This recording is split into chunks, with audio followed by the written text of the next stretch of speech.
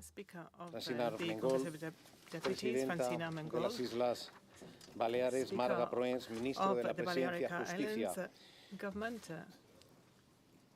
delegado del Gobierno, Presidente del Consejo, miembros de la Mesa del Congreso y del Senado, Presidente de Parlamentos de la Unión Europea y miembros de las delegaciones, restos de autoridades, medios de comunicación, muy buenos días. A very good morning to you. Let me start off my words today by welcoming you to Spain and to this 25th Conference of Speakers of European Union Parliaments. It is the second time that this conference has been held in Spain, following the event that was held in June 2022 in Madrid. I'd also like to say thank you to the Secretary Generals of Parliaments for the work that they did in the preparatory meeting that was held in the Senate on the 29th of January. It was an excellent event, including input from most of the parliaments that were represented there. And it was a useful event to prepare the issues that will be discussed today at this Conference of Speakers. The active participation of parliaments in the European Union and the European Parliament has been a constant strength since it was created. Since then, the parliaments help to develop the future that is common to Europe. Parliamentary democracy is one of the hallmarks that best defines the countries of the European Union. It is in the origin itself of the EU. It is in the evolution of the EU, and it is also in the future. Greece was the origin of democracy, and Spain was the origin of parliamentarianism, as the first parliament in the world took place in Leon in 1188, as UNESCO has certified. And it is also in the future, as we will see in the next edition of the European Parliament elections, which will set out the future of the Union for the next 5 years. And those elections should strengthen Europe to make it stronger, more united and more consolidated. That will be able to address the anti-European and populist movements that are trying to undermine the solid principles and democratic values of Europe. There will also be a general election this year in many of the EU's countries that will change the composition of national parliaments too. Those parliaments are the place where legislative initiative resides. That means the procedure that leads to the passing of laws, fair laws, laws that are equal for all citizens, with the end purpose of improving the quality of life of every single citizen in each country. In addition, this legal system needs to respect the values underpinning the European Union, such as human dignity, freedom, democracy, equality, and human rights. National parliaments are the competent bodies that monitor the activity of governments, and they are the right challenge to be able to increase their influence and at the same time ensure the permanent construction of the European Union as it becomes consolidated on its democratic foundations. Parliaments that should address the challenges that the European Union will be facing over forthcoming years and that are putting to a test its cohesion unity. The invasion of Ukraine by Russia, which unfortunately has been going on for more than 2 years now, a war that might expand to other countries and undermine the welfare, the well-being we have, escalating tensions in the Middle East as a result of that brutal attack by the terrorist group Hamas in Israel on 7th of October last year, as well as the consequences and reactions that have ensued, such as Iran's attack on Israel. And we need, of course, to condemn that extremely strongly. These are just some of the challenges that we're facing with regard to the security and defense of the European Union. The EU member countries and their parliaments would like to work hard to ensure that these war situations and conflicts come to an end and dialogue, consensus and diplomacy take their place. There are other challenges, such as challenges. The migratory crisis is one. Thousands of people are dying as they try to reach the European Union, seeking out a better future for themselves in Spain. Just as in other Mediterranean countries, we are are experiencing this tragedy regularly because of the dozens of flimsy boats that reach our shores full of migrants whose heartfelt wish is to reach European soil. The pact that was agreed on the 10th of April is so important with regard to migration and asylum. 10 legislative texts have now been approved, reforming our policy on migration and asylum. There are also environmental problems that we're facing, such as a shortage of water that we, countries in southern Europe, are suffering from. It is important to raise awareness about the need for reasonable and efficient consumption of water and to develop projects that will ensure that we can optimize our water resources because of the impact that a shortage of water will have on people and our economy too. There are additional challenges that the EU should take on to become more sustainable, decarbonized, more scientific and more digital. We need to have a strategic autonomy that generates disruptive solutions that will astonish the world. These are all issues that will be discussed at this conference in the different sessions to be held. Cooperation and coordination between parliaments and the member states is crucial to develop and enforce policies and agreements that are reached. Europe has an extraordinary potential in our human capital, more than 450 million inhabitants in the EU, and we are their representatives here today. This force, this strength, when it is used for the common good, is unstoppable, and it should be used to ensure that the EU can still continue to be one of the major blocs in the world, an example of democracy and also example of values that will allow our society to become more and more advanced, more modern, and to have more rights and more freedoms. I'm absolutely sure that everyone present at this meeting will help with their work and their willingness to achieve this, because there is more that unites us than separates us. Let me finish off my speech thanking everybody who has helped to organize this conference. There have been months and months of hard work behind this conference, endeavors that have made this conference run as it was expected. Thank you to every single person who has made this possible. Thank you.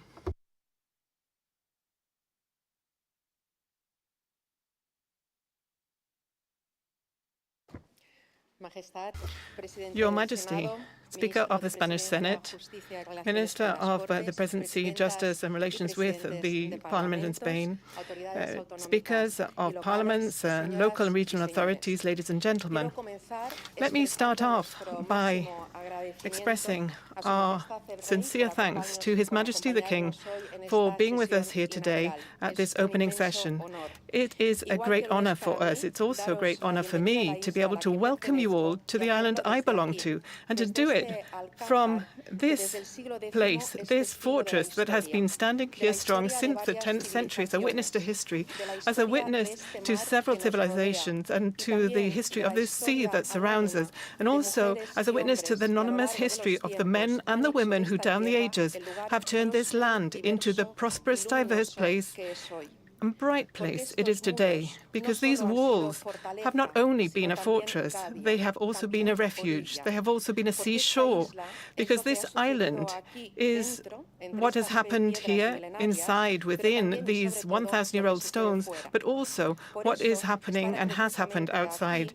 So being here today, in this setting, in this Almudena Palace, in the heart of the city, in a unique Mediterranean setting, to hold this conference of speakers of the EU parliaments is a source of pride for me personally. We are meeting here today to address the current challenges that we are facing in European politics, international politics, in the company of many speakers of parliaments of candidate countries to accession to the EU, as well as other guest countries that have particular relationships of friendship with our European region. The presence of 50 parliamentary delegations, including 25 of the 27 countries in the EU, 5 candidate countries, and 9 invited guest countries, as well as, of course, the European Parliament, show the enormous interest that this annual conference of Speakers of Parliament does inspire. So here we are. We're meeting here to continue to write our history, a history of co-responsibility, union, and solidarity. We are here today to restate our commitment to collective challenges and to lay the foundations for a common horizon. In my view, we are today in the ideal place for an enterprise like that, and my heartfelt hope is that all of you feel made welcome. We can't think about Europe without thinking about the Mediterranean. The French historian Fernand Braudel once wrote, "The Mediterranean is 1,000 things together. It is not one landscape, but numerous landscapes. It is not one sea, but a complex of seas. It is not one civilization, but a number of civilizations piled one above the other." The Mediterranean, and he was right, is the past and the future. At the same time, it is a reality that is constantly in transformation, where the archaic and the avant-garde live side by side. The Mediterranean, the sea between lands, is a crossroads. It is the embrace of different cultures, the living imprint of knowledge, the closeness of different populations caressed by the same waters. Throughout the centuries, it has made the survival, prosperity, and wealth of many peoples possible, opening up not only trade, but also communication and fraternal relations between different peoples, calming conflicts, pooling interest. And it has been, and is, the witness and the scenario of confrontations and tragedies. The history of the world could not be told without the unique sound of this sea, our sea. Because as the Mallorquin poet Damien Hirst said, són la pedra d'un món on la claror fa niu, caliu d'un foc amic. All of these islands that we walk through with a glance are the rock of a world where clarity resides, the heat of an ancient fire. And we cannot think about Europe without thinking about the Mediterranean. We cannot and should not, because in both places there is an element that goes beyond the geographical, the accidental. The Mediterranean is a coherent identity. It is a system where a multitude of ways of viewing things converge, and Europe is a staunch set of wills, commitments, and values. But both Mediterranean and Europe are above everything else social and human realities whose historic moment requires daring, solidarity, and responsibility. At the gates of Europe, Putin's unjust war against Ukraine is still not over. And on the shores of this Mediterranean Sea in Gaza, people are living through a horrific situation. A major humanitarian tragedy is there. This occasion that is bringing us together to meet merits our efforts to rethink our position with regard to the tense and delicate international situation. The European Union today is facing the huge challenge of developing its own capabilities outside the area of influence of NATO. The war in Ukraine has shown us that we need a strong European foreign policy backing a new vision of the world. The concept of strategic autonomy was used for the very first time in the European Union in 2013. It was used linked to the fields of security and defense. 1 decade on from that time, that dimension has been reinforced, including aspects now that allow us to talk about a new concept, the concept of an open strategic autonomy, which Spain's presidency of the EU Council in the last semester chose as one of its priority themes to try and solve certain shortcomings. The European Union should commit itself to achieving an autonomous capacity of response to crises and to be able to resolve international conflicts, and it should be compatible with the classic defense of NATO and national defenses. And it has to be open, and it has to also have reliable strategic partnerships backing it, partnerships such as Latin America, Africa, or the Indo-Pacific region. Those strategic partnerships become especially relevant when we are facing a multi-dimensional crisis, such as the current crisis following the pandemic and war on European soil.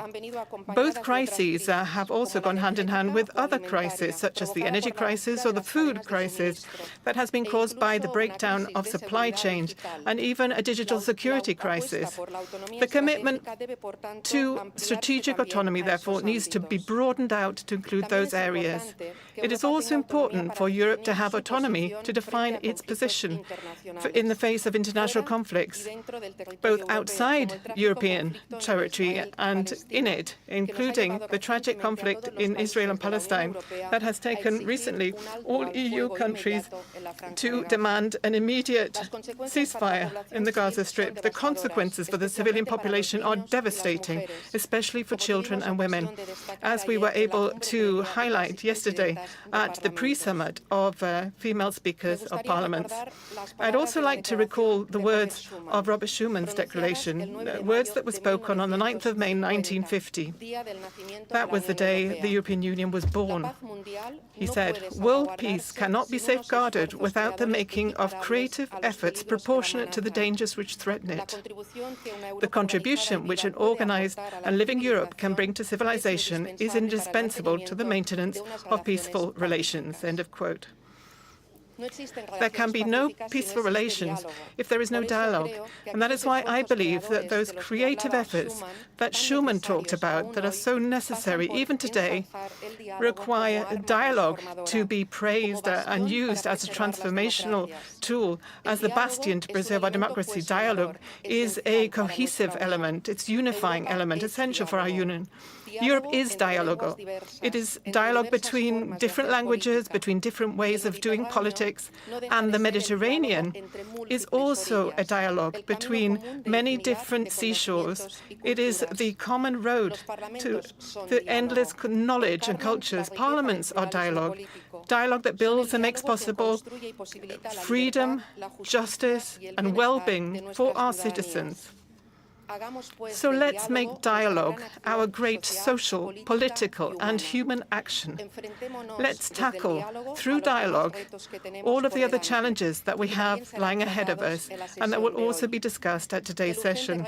The urgent challenge of decarbonization of all sectors of the economy, the lessening of our dependence on countries outside the EU, the diversification of supply sources, and the promotion of renewable and clean energies to be able to combat our climate crisis, the eternal challenge of the defense of fundamental rights, and the fight against disequality. We need to develop the Migration and Asylum Pact to be able to come up with an effective response to the management of the humanitarian crisis that has been prompted by migratory flows.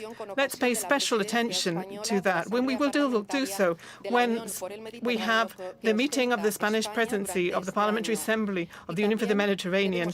Spain holds the presidency during this year, and we also need to take the European social pillar further and deeper. And of course, we need to eradicate gender violence in our society. That glaring challenge to achieve effective equality between men and women. At the summit of women speakers of parliaments that we held yesterday, we dealt with that question. We talked about it at length and in depth. The European Union, and of course all of its parliaments, have to be lands free of gender-based violence, lands that are bravely trying to achieve that equality. Europe has to become the mirror in which all other societies in the world can look at themselves. Parliaments, and we know this, don't we? We know it very well, have a crucial role to play in promoting democracy and the rule of law, in protecting human rights, and in respecting international humanitarian law. Before I finish, I would like to recall the words that the Mallorcan poet Maria Antonia Salva wrote about this island, and will be witness to our commitment.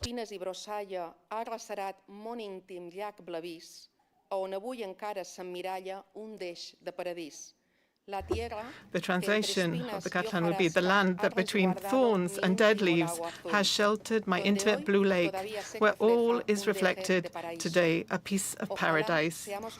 I do hope that from this little piece of Mediterranean paradise that we will be able to make out a better, stronger, fairer, more solidarity-minded and united Europe. Thank you very much.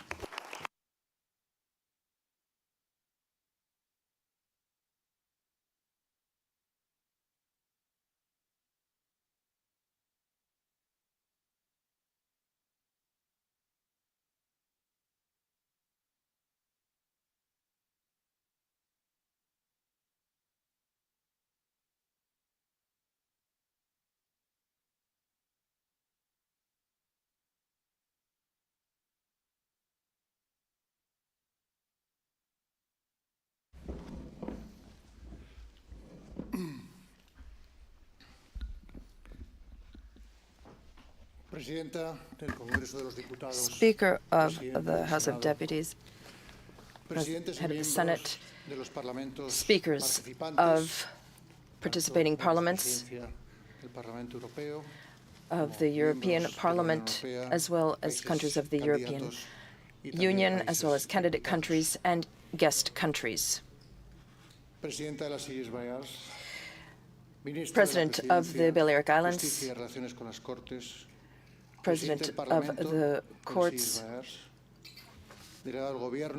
and I'd like to acknowledge the government of this autonomous community of the Balearic Islands, ladies and gentlemen. Good afternoon, everyone. Allow me to begin by welcoming you. I know you've been here since yesterday, and you've had good weather, but I'd like to welcome you to the city of Palma and this beautiful island of Mallorca and the Balearic Islands. It is a very special place in the Mediterranean Sea with a strong history, culture, beauty, and vitality, and is ready to take on the challenges of the future. It is a true honor for me to open this conference, which will serve to conclude the parliamentary meetings under the Spanish Presidency of the European Union. More particularly, I had the pleasure and honor to open the first session as well, which some of the speakers who are here today attended as well. At the time, we met in another place, an emblematic place as well, and a key place in the history of Spanish and European parliamentarism, that is to say, the cloister of San Isidro in León. It was there that the first historically documented Cortes, or Parliamentary Assembly, were held in 1188, under the reign of Alfonso IX. And the previous speaker mentioned that. The decretos of León, or decrees, acknowledged the presence of the people in decision-making. These were recognized by UNESCO as the oldest documented example of European parliamentarism. They were founded on the respect of laws established on the basis of habits and customs, the respect of procedural and judicial guarantees that exist to protect citizens and private property. They are the three pillars which serve as the foundation for the rule of law and equality for all today. That is why those first Cortes are considered to be a turning point in our common European history and one of Europe's greatest contributions to the world. A new form of governance was born within those walls, and it remains the cornerstone of our modern democracies today, despite vicissitudes, changes, and conflict.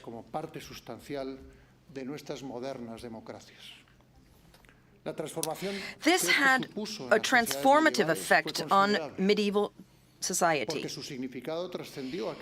Its impact went beyond that commitment and over time has become one of the greatest legacies in our history. In a time of war and systemic inequality that existed at the beginning of parliamentary governments, people chose to negotiate interests in situations of conflict and to find a balance of power instead of resorting to force and avoiding compulsive decisions. This decision, based on the premise of democracy, sought to convert disagreements on issues of the state into peaceful agreements that benefited everyone. That auspicious beginning has brought us here today with a consolidated parliamentary system in which, in each one of our modern Western constitutions, 39 speakers and 11 deputy speakers of parliament have gathered in this room today. This is a testament to the strength of that auspicious idea that was born in a small city in León so many years ago. In recognition of that fact, we celebrated the International Day of Parliamentarism last June 30th. And the next day, Spain took over the presidency of the EU on July 1st. And the symbolism of that first act has been present ever since. Remembering history, learning from the lessons it teaches us, and claiming them for our own helps us build a better world. We should nevertheless recognize that history is rearing its ugly head today. War is being waged yet again on European soil. The invasion of Ukraine forces us to think about the founding principles of democracy and our concept of shared democracy yet again. The European Union is based on the values of peace, democracy, freedom, equality, the rule of law, and the respect of human rights.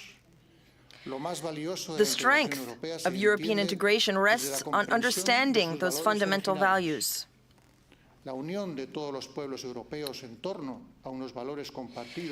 the union of, as Jean Monnet recalled in his memoirs, a union of all the peoples of Europe is a clear manifestation of a European identity that shows its strength precisely when it faces its adversaries, despite difficulties and hardship.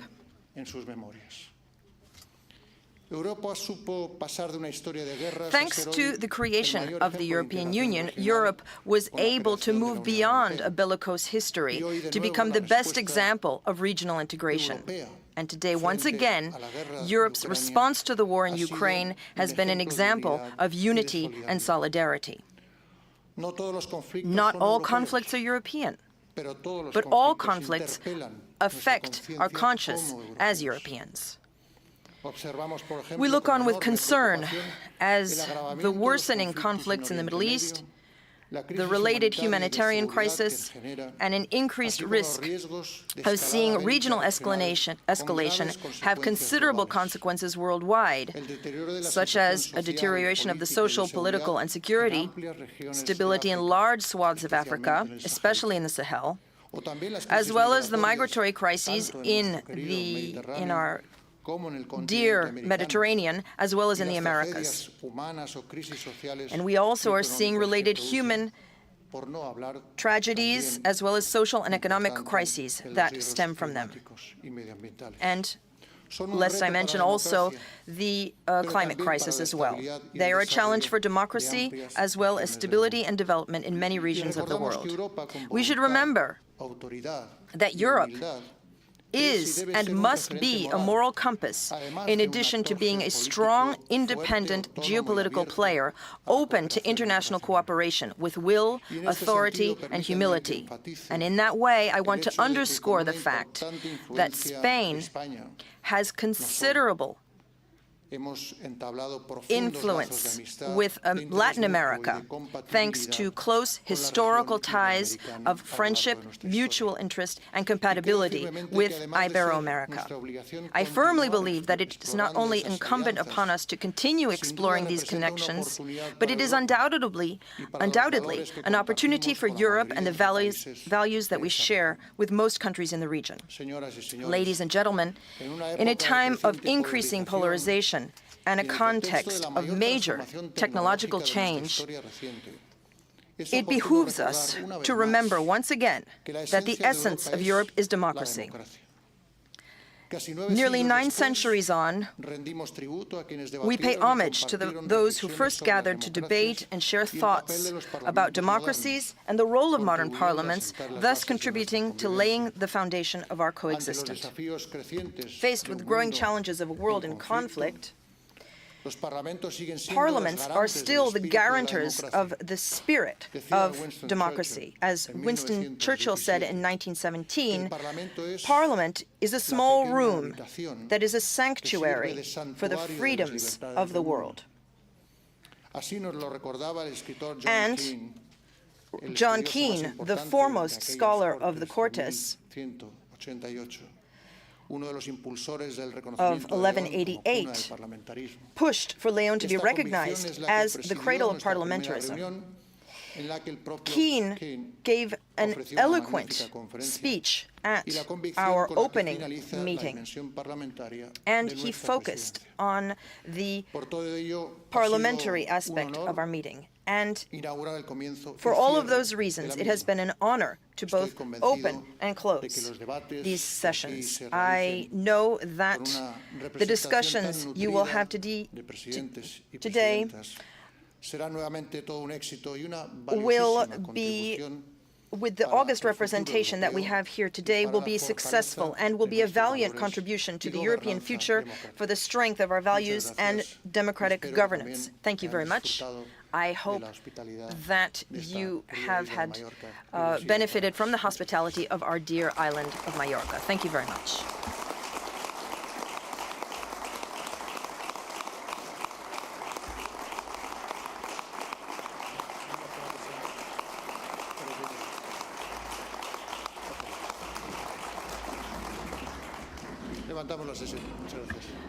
The session, you may rise.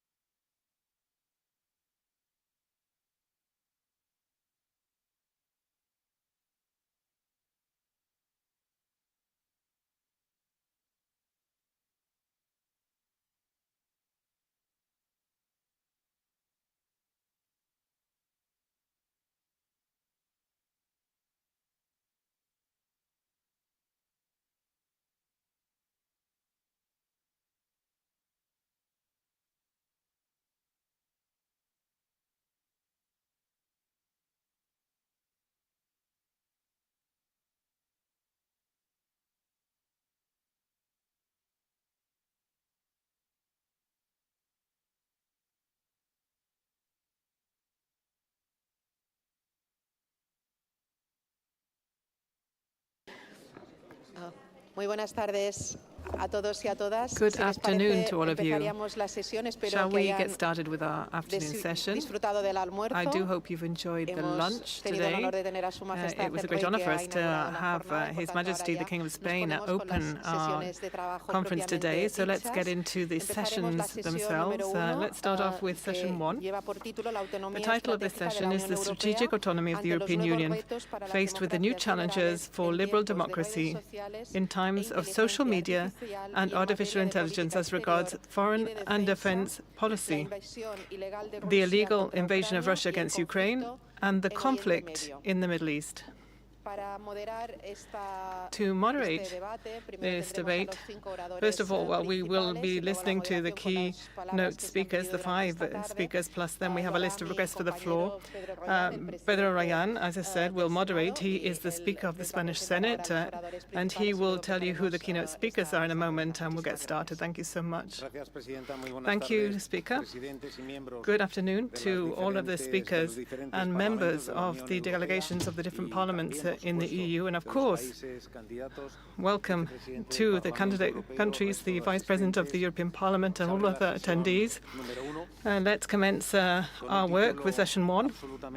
The title is absolutely crucial: the strategic autonomy of the European Union faced with the new challenges for liberal democracies in times of social media and artificial intelligence as regards foreign and defense policy, the illegal invasion of Russia against Ukraine, and the conflict in the Middle East.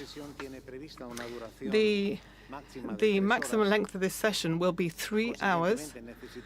As a result, we do need to try to keep to all of the allotted time slots to avoid running behind the schedule that we have after the conference of speakers of the EU member country parliaments. So let's get started. We have a video message, a live video message of the speaker of Ruslan Stefanchuk, who is the speaker of the Verkhovna Rada in Ukraine. Video message now.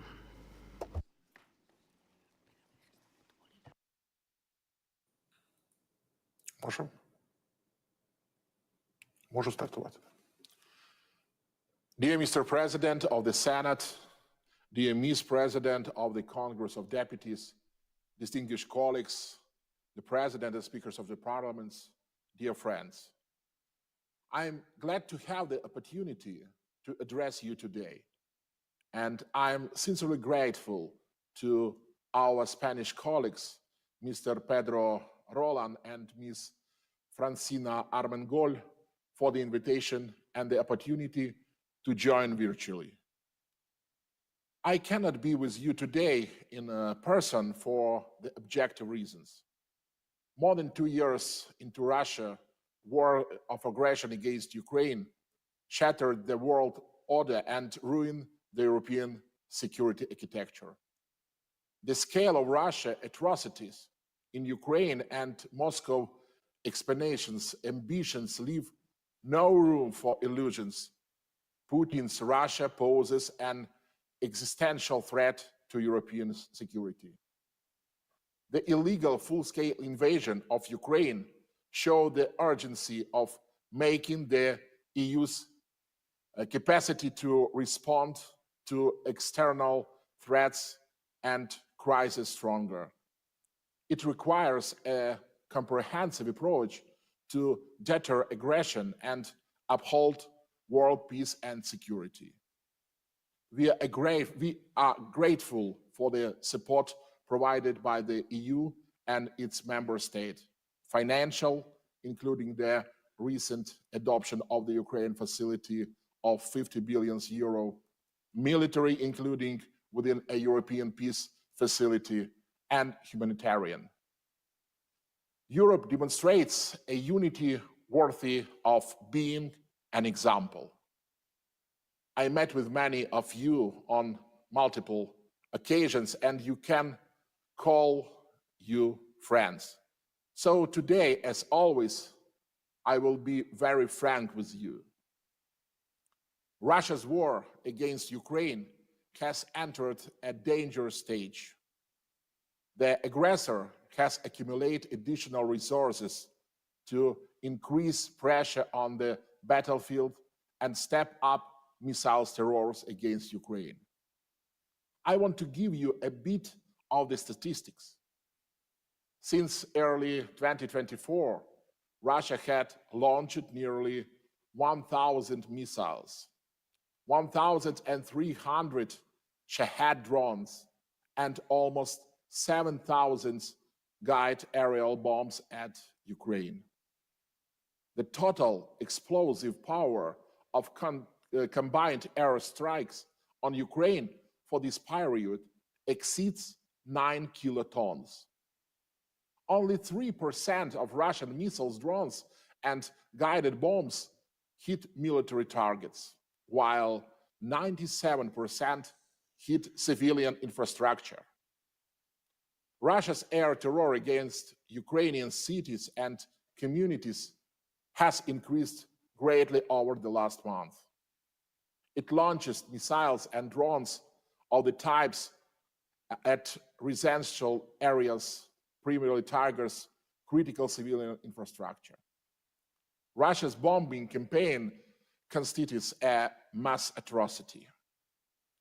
The same goes for Russia's deliberate bombing of Ukrainian energy infrastructure, which includes the use of ballistic missiles.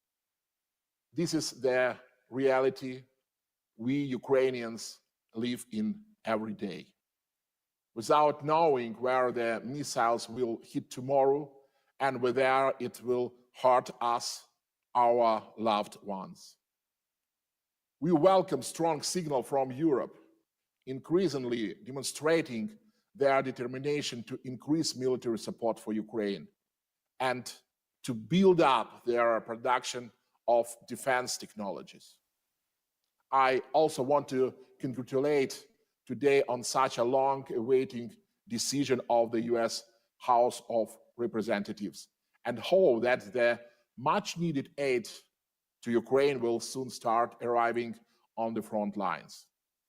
And I also want to thank those of you, my dear colleagues, who joined the joint appeal to the leadership of the US Congress and all those who have used every contact with their American colleagues all these months to make this decision a reality.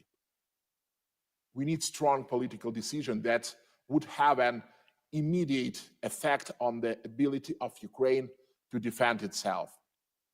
And we count on you, our partners and friends, to be able to save the lives of our people and make sure that the enemy doesn't knock on your door tomorrow.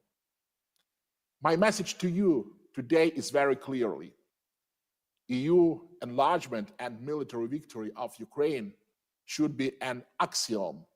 It is an integral part of our common goal.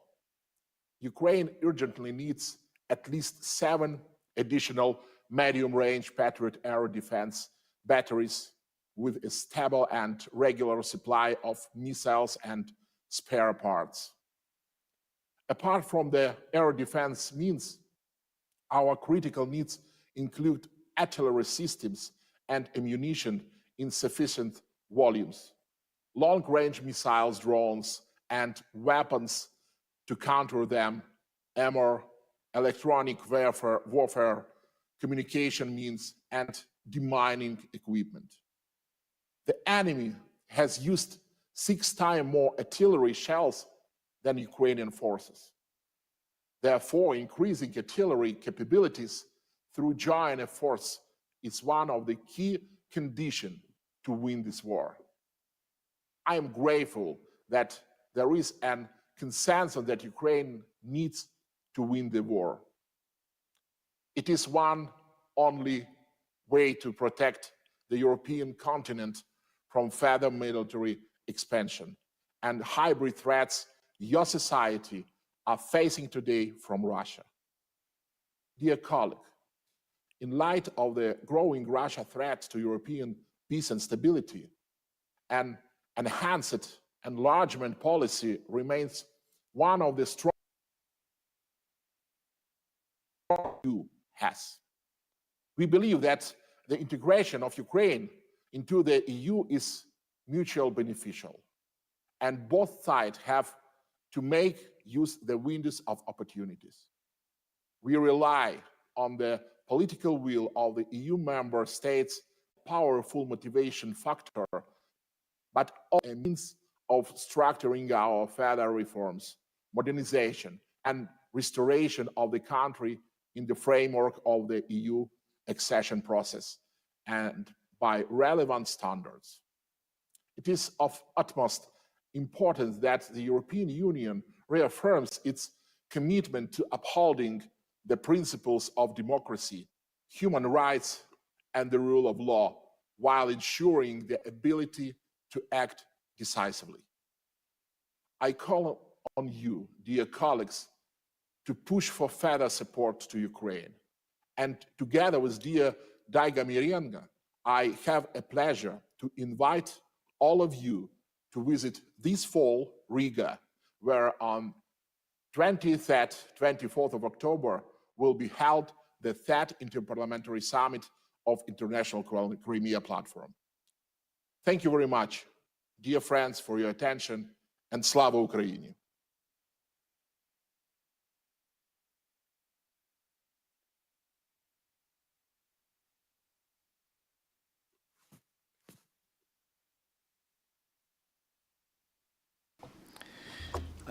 Agradecerle, presidente Stefanchuk, el esfuerzo que ha realizado.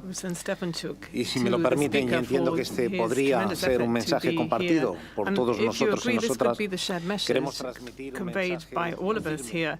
We would like to convey a steadfast message of support to Ukraine in the difficult moments that the country is experiencing now, and to Ukraine citizens who, as the speaker said, have seen more than 2 years go by since Russia's war of aggression against Ukraine started, and millions of victims, regrettably, have lost their lives, many of them children. In addition, we need to acknowledge the efforts that are being made by the Speaker of the Rada to keep the Parliament open in these extremely difficult circumstances. So we would send words of affection and solidarity to the Speaker of the Rada in Ukraine and to every single Ukrainian citizen. Let us continue with our session up to that very emotional start to it. The keynote speakers will speak first of all, and then there will be a debate with the speakers who have requested the floor, taking the floor. We need to be very, very careful with the time that we have ahead of us. You will have 5 minutes each, and if you don't mind, once you have used up your 5 minutes, I will very humbly remind you that you have the opportunity at that time to wrap up so that we can ask the following speaker to speak. Markéta Pekarová will start, Speaker of the Chamber of Deputies of the Czech Republic. You have the floor, Madam.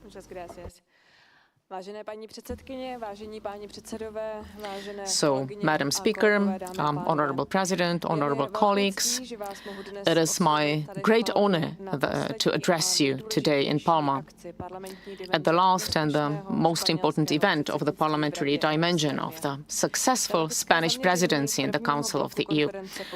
The first block should focus on several quite fundamental challenges that have the potential to threaten the security, freedom and prosperity of Europe.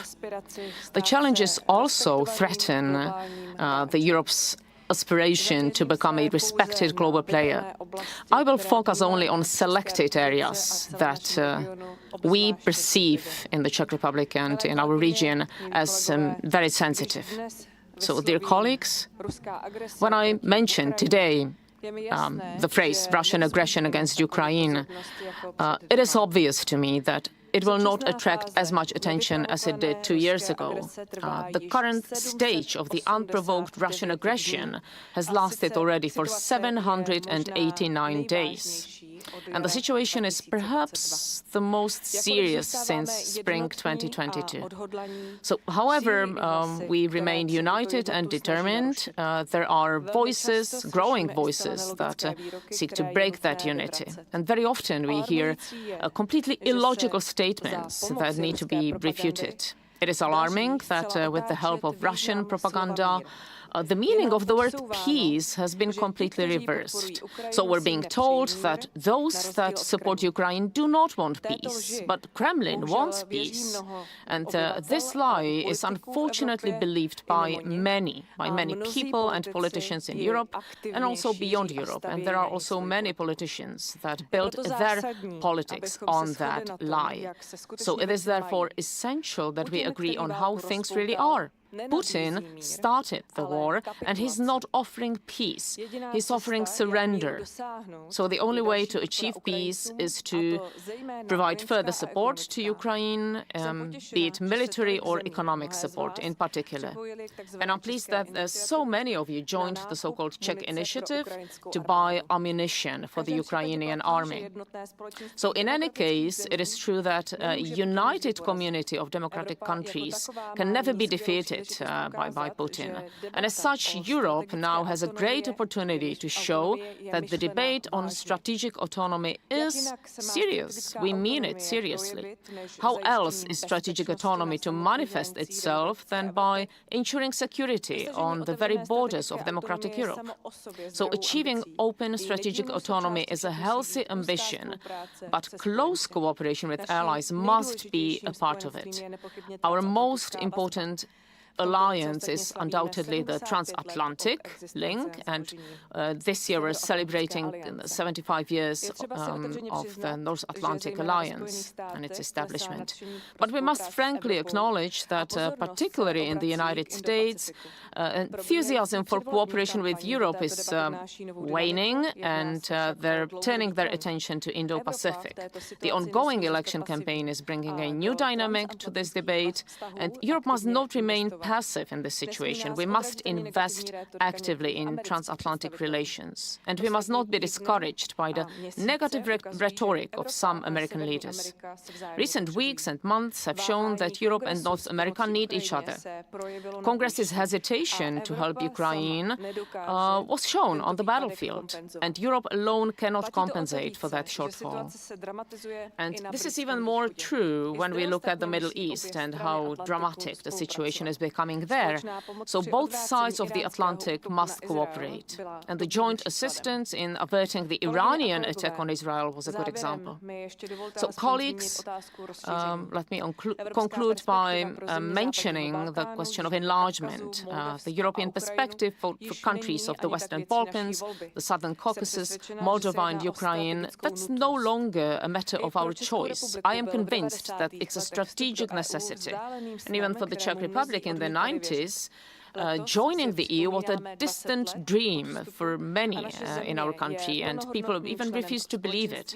And this year marks the 20th year since our accession and being a full member of the community. And I believe that all other countries that sincerely want to join will be allowed to join. I'll try to conclude my speech optimistically with a quote of Jean Monnet from the depths of Cold War. He said that Europe will be shaped in crises and will be the sum of the solutions adopted in those crises. So I believe that Europe will emerge stronger from the current crisis, which is not the first and not the last one, definitely. And finally, let me say thank you to our Spanish colleagues for hospitality and excellent.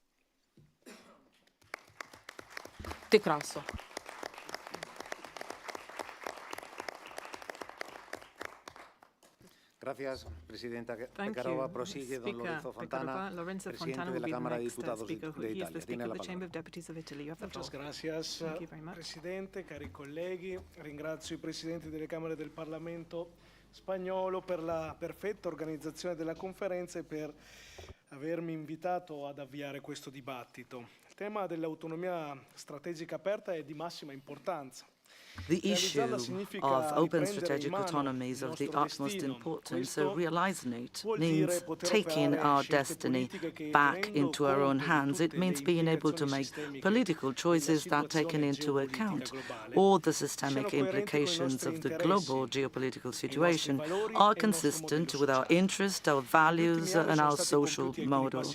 In recent years, steps have been taken in this direction, both through the definition of a strategic strategic framework and through the adoption of specific legislative measures. I am thinking, for instance, of the regulations on critical raw materials, emergencies in the internal market, on the strategic technologies platform for Europe, and also the reform of the electricity market structure. However, in my view, further steps are needed in 5 priority areas.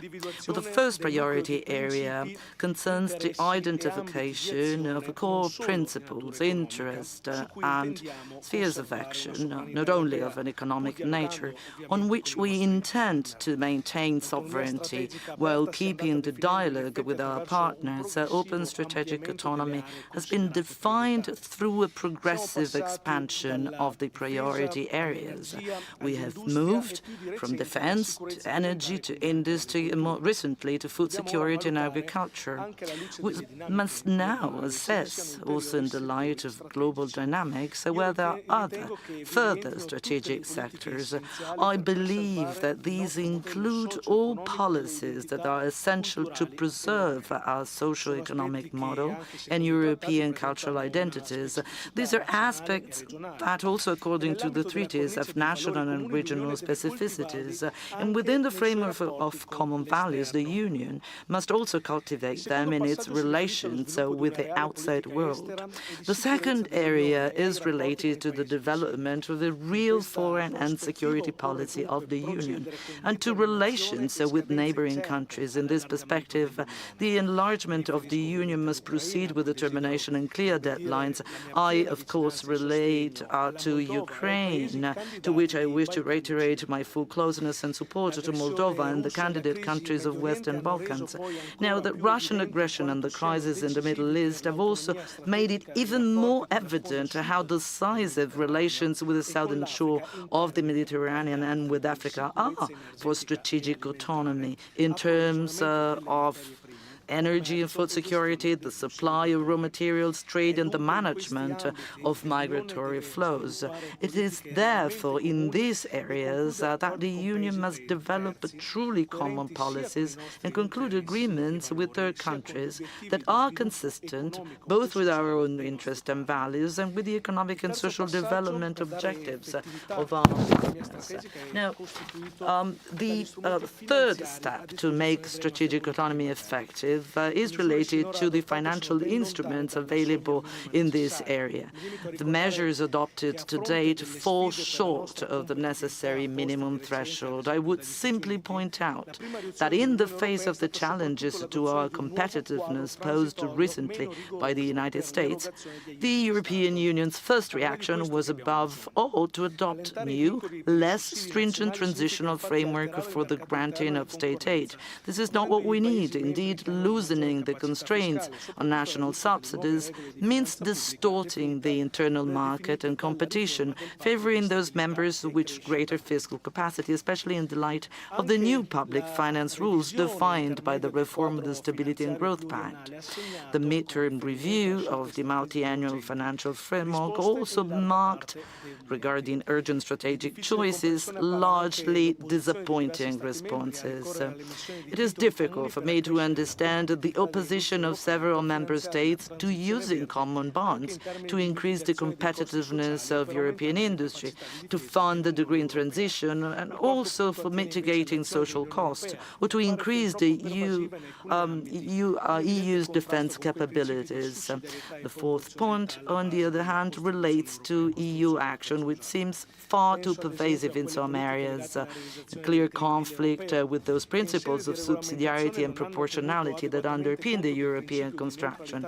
I'm thinking of the realization of the European Green Deal, which regulations have failed to take proper account of the principle of technological neutrality and on the gradualness of the adjustment effort of citizens and businesses.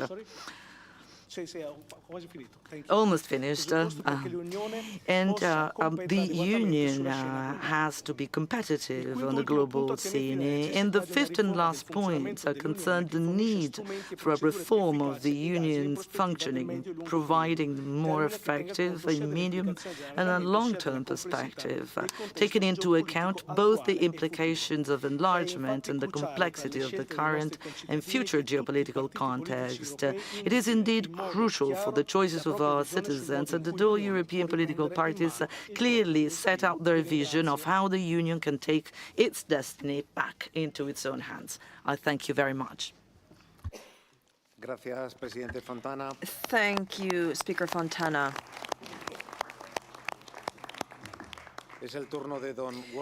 Now we're going to call about Wolfgang Sobotka, Speaker of the National Council of Austria. Dear colleagues, we must have no illusions against the backdrop of numerous international conflicts and wars. Liberal parliamentary democracy is not only being put to the test, but is also under attack. This applies to the war in Ukraine as well as in Israel. And these are attacks, also that are physical attacks, but also attacks regarding social media. We're not just talking about attacks on these two countries, but attacks on our democratic systems and values. Everything that we have associated with democracy, the power that comes from the people, fundamental rights, transparency, and compromise, free elections, and much more. While terror organizations and authoritarian regimes like to destroy all of this. I myself went to Ukraine and I went to Israel. And I went to the border of Gaza. I saw the brutal crimes in Bucha. I saw the destroyed kibbutzim, and I saw the images of Hamas and the civilians. A little more than 6 months later, in the public debate in many countries, the brutal attacks by Hamas no longer seems to be the cause of, no longer seems to be in the focus. Yes, the only thing that, or the only one that really bears responsibility is Hamas. For 200 days, they've been holding 134 hostages. Let them free now. This has not been possible. The same goes for the International Red Cross. They have no access.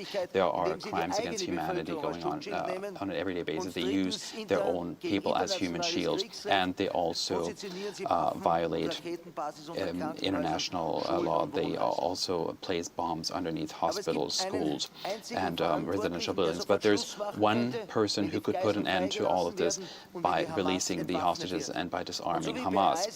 Just like with ISIS, Daesh, or Hezbollah and other terrorist organizations, we need a clear and unified position of the European countries. Fortunately, the condemnation of Iran's shameful attack on Israel was unanimous and clear among European countries. Of course, every dead child, every injured person, regardless of which side, is one too many. It goes without saying that Israel is always called upon to spare the civilian population as far as the military attacks are concerned. And of course, Israel's government can be criticized for its settlement policy, especially when violent riots occur time and again. But if we look at the impact of this conflict on Europe, several alarming developments emerged. There is no unified condemnation of the terrorist organization Hamas and its crimes. There's anti-Semitism that has risen exponentially worldwide since October 7th. And third, we have known right-wing as well as racist anti-Semitism for decades, and now there is a left-wing anti-Semitism that's emerging, disguised by postmodern science as anti-Israelism or anti-Zionism, where Israel is denounced as an apartheid state or a post-colonial state. And today, we find a third form of anti-Semitism that has been imported, if you like, through migration. The anti-Semitic attitude of migrants corresponds to that of their countries of origin, as has been clearly demonstrated on several occasions by scientific studies by the Austrian Parliament and the Anti-Defamation League. This is unacceptable. It's unacceptable that Jews are attacked and subjected to physical violence in European streets and universities that Jews in Europe are once again afraid.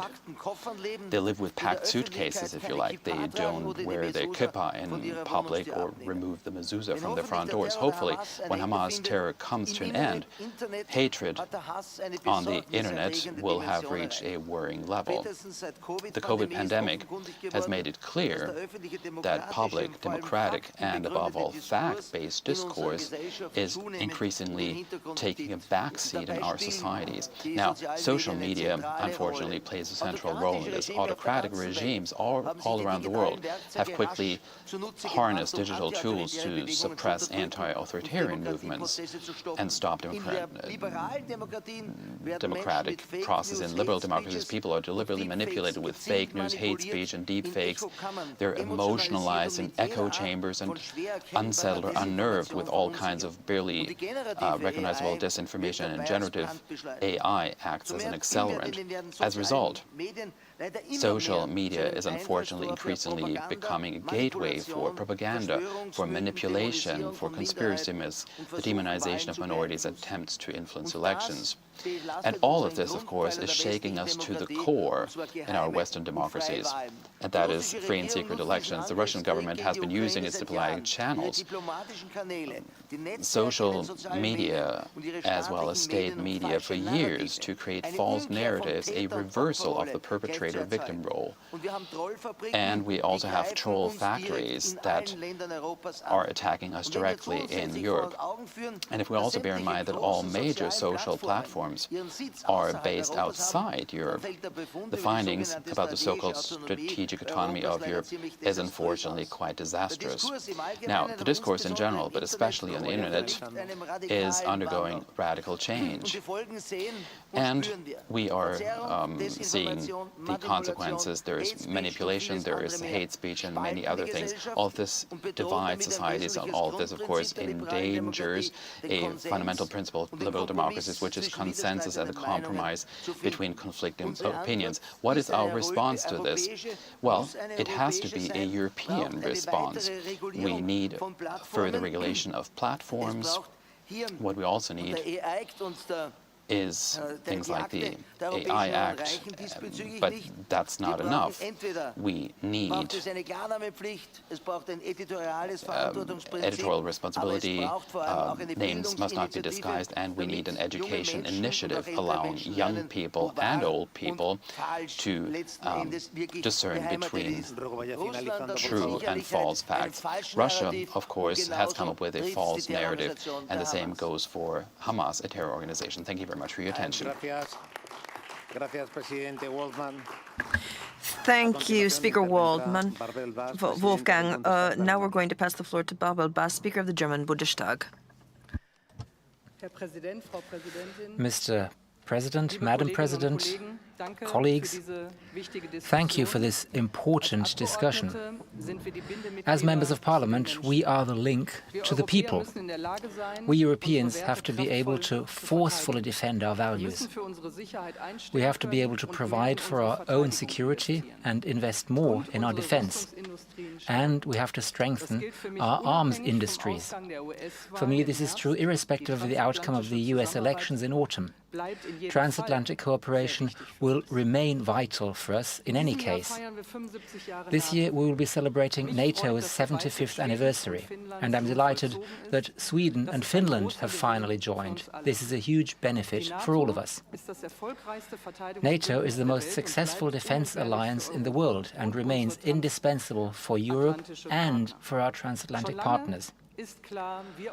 For a long time, it has been clear that we Europeans can and must coordinate ourselves amongst us within the EU in a better way in order to thus strengthen NATO and ourselves. Authoritarian forces are trying to divide our societies and to weaken them from inside through economic pressure, cyber attacks, and propaganda and disinformation. At the very latest, since Russia's war of aggression against Ukraine, it has become clear that this is an emergency. Europe is being challenged militarily.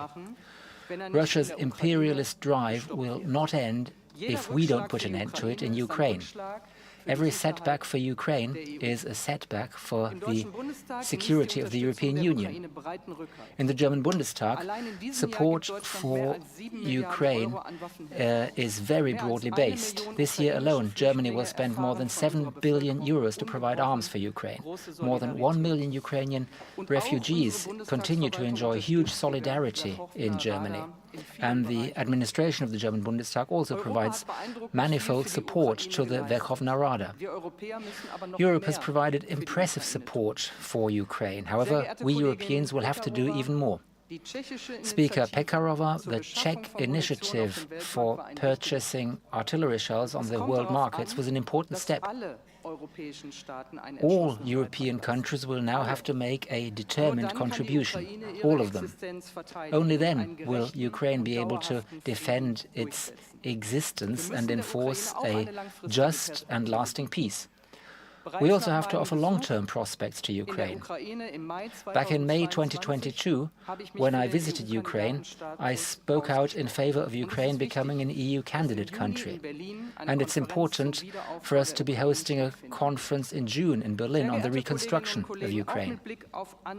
Distinguished colleagues, looking at other international conflicts, we Europeans are also called upon to act. The threat of a major regional war in the Middle East is something which deeply concerns me. The unprecedented direct attacks by Iran on Israel were an act of recklessness that requires our strong condemnation. And even after the deployment of drones in Iranian airspace on Friday night, it remains vital for us to do everything in order to prevent further escalation. At the same time, we must not lose sight of the suffering and the hunger of the people in Gaza. Their situation is unbearable. We urgently need a pause in fighting and more reliable aid deliveries. It's a balancing act to fight the Hamas terrorists while at the same time protecting civilians. However, this balancing act will have to work. It's also in Israel's interests. And I said precisely this to our Israeli counterpart, Amir Ohana, when he visited Berlin 2 weeks ago.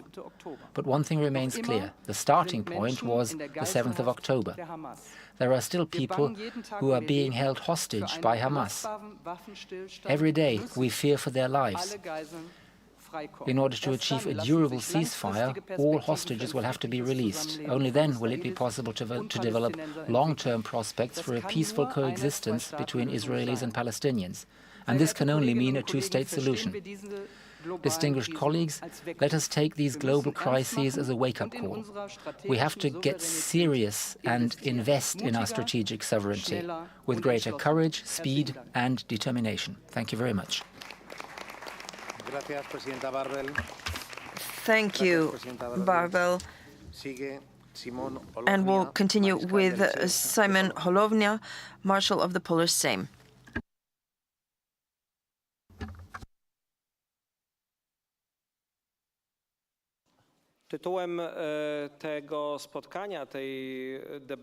Honourable speakers, the topic of our is the strategic autonomy of the European Union. I come from Białystok. It has a population of 300,000. It's located 30 kilometers from the border with Belarus. It was always located in the borderlands. It was at the intersection of different cultures, civilizations and languages. Over 160 years ago, Ludwik Zamenhof was born in that city. He was a physician. He came from Białystok and he created the language of Esperanto. Why did he create that language? Because when he was 10 years old, he wrote a theater play called The Tower of Babel, a tragedy of Białystok in 5 acts. This 10-year-old encountered people who spoke Polish, Yiddish, Russian, and many other varieties of these local languages. He encountered the problem of not being able to communicate. He witnessed people's inability to understand one another. Therefore, he decided the solution to political, to military conflicts, to the conflicts between nations is the creation of a common language, a language that people could use to communicate with one another. Hence, he came up with the concept of the Esperanto language, which is popular in many places across the globe. Today, if we reflect on what our common language is now, which language could shelter us from conflicts, from wars, from disputes, from these dramatic moments that we are experiencing together, there is only one answer to that question. That one common language is the truth, but not understood as during the times of the Soviet Union, when we had the newspaper titled Pravda, or Truth, but only what was published in the newspaper was true. That is not the case.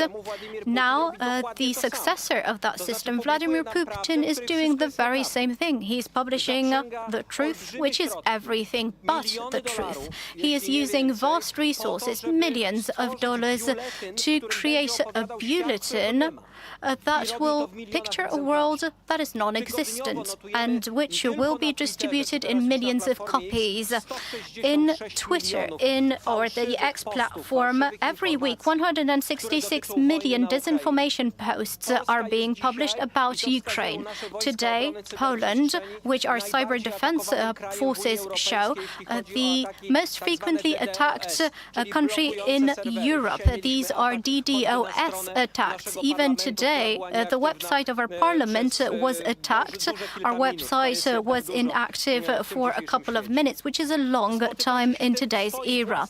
You encounter this in your own countries.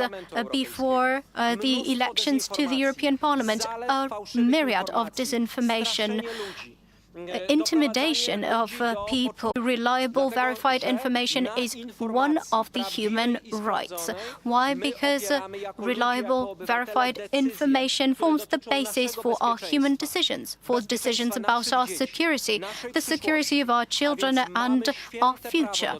We therefore have the sacred right to be well informed. Therefore, a great challenge is ahead of the European Union: how to create and multiply fact-checking programs. Websites such as EU versus Disinfo, the website which uncovers the disinformation of Russia published online, disinformation which impacts our political situation in our countries. Let me draw your attention to the fact that there is a great challenge ahead of the European Union that has not been tackled. How can we cooperate on the level of education? How can we create joint mechanisms for teaching resilience to our children? We had a resilience fund. Resilience is this word that we are using in our European language. We need to teach our children how to be resistant to the poisoned information that is being disseminated. We need universities, faculties of journalism to teach how to verify information. And the last thing I want to underline, I greatly hope that in Europe we succeed in creating, on the basis of the right to verified and true information, such a model of cooperation between our societies that will help our societies to use facts, to use reliable information, to defend one another, and we often focus on armies, on armed forces, but we need to ask ourselves the question, what should we do to make our societies ready to support one another when the time for that comes? Thank you. Thank you. Gracias. Seguidamente se abre un turno de debate en el que tomarán la palabra los presidentes que han solicitado intervenir previamente por un tiempo máximo de 3 minutos. En primer lugar, interviene el vicepresidente del Parlamento Europeo, señor Othmar Karas. Ja, liebe Kolleginnen und Kollegen, dear colleagues, now what we're seeing quite clearly is that all of us were all part of the social model of liberal democracies. We're part and parcel of this. Europe and the European Union contribute to this model and bear special responsibility for it.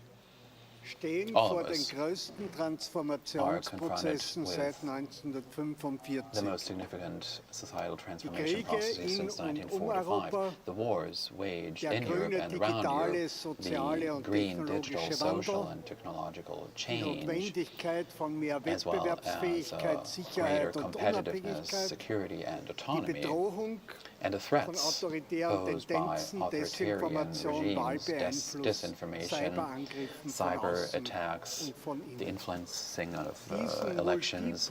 Now, all of these are multiple crises that we're facing. We're facing multiple challenges, and we can only take on these challenges if we act together. Therefore, the EU has to be made more active, more efficient, and it has to respond more quickly to involve the local, the regional, the national, and the supranational levels so that we can put things into practice quite effectively and speedily. And this is really the core message that I wish to transmit to you. In 45 days, European elections will take place. A lot of things are at stake.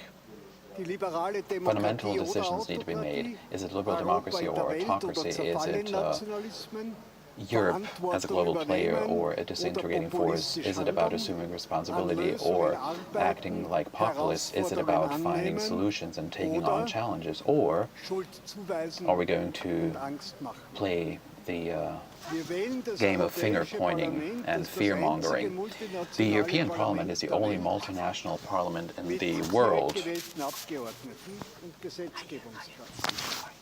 And we're electing a parliament where more citizens are allowed to vote than in the US. But all the citizens that are allowed to vote live in their cities, in their nations, in their regions.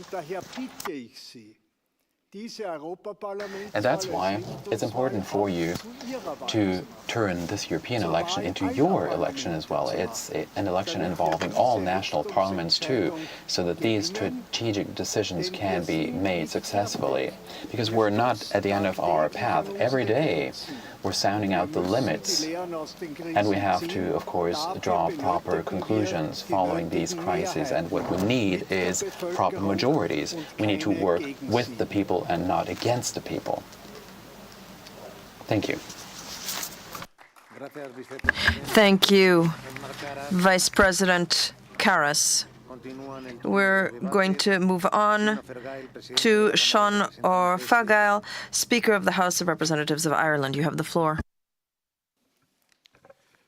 Dear Mr. President, Garimila Mahagat, and thank you for giving me the floor.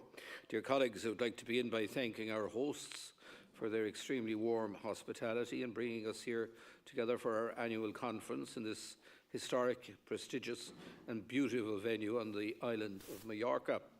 I would also like to congratulate our hosts for the excellent way in which they have delivered the parliamentary dimension of their presidency, and indeed the overall Spanish presidency for its progress on key issues of competitiveness, climate and energy, economic governance, migration and artificial intelligence.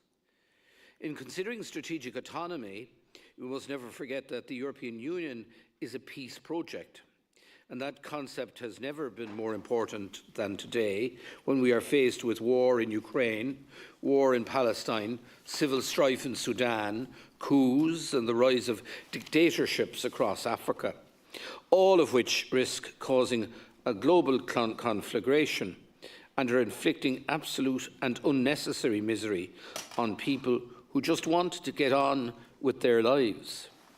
We shouldn't be surprised that so many of them want to escape and look to Europe for hope.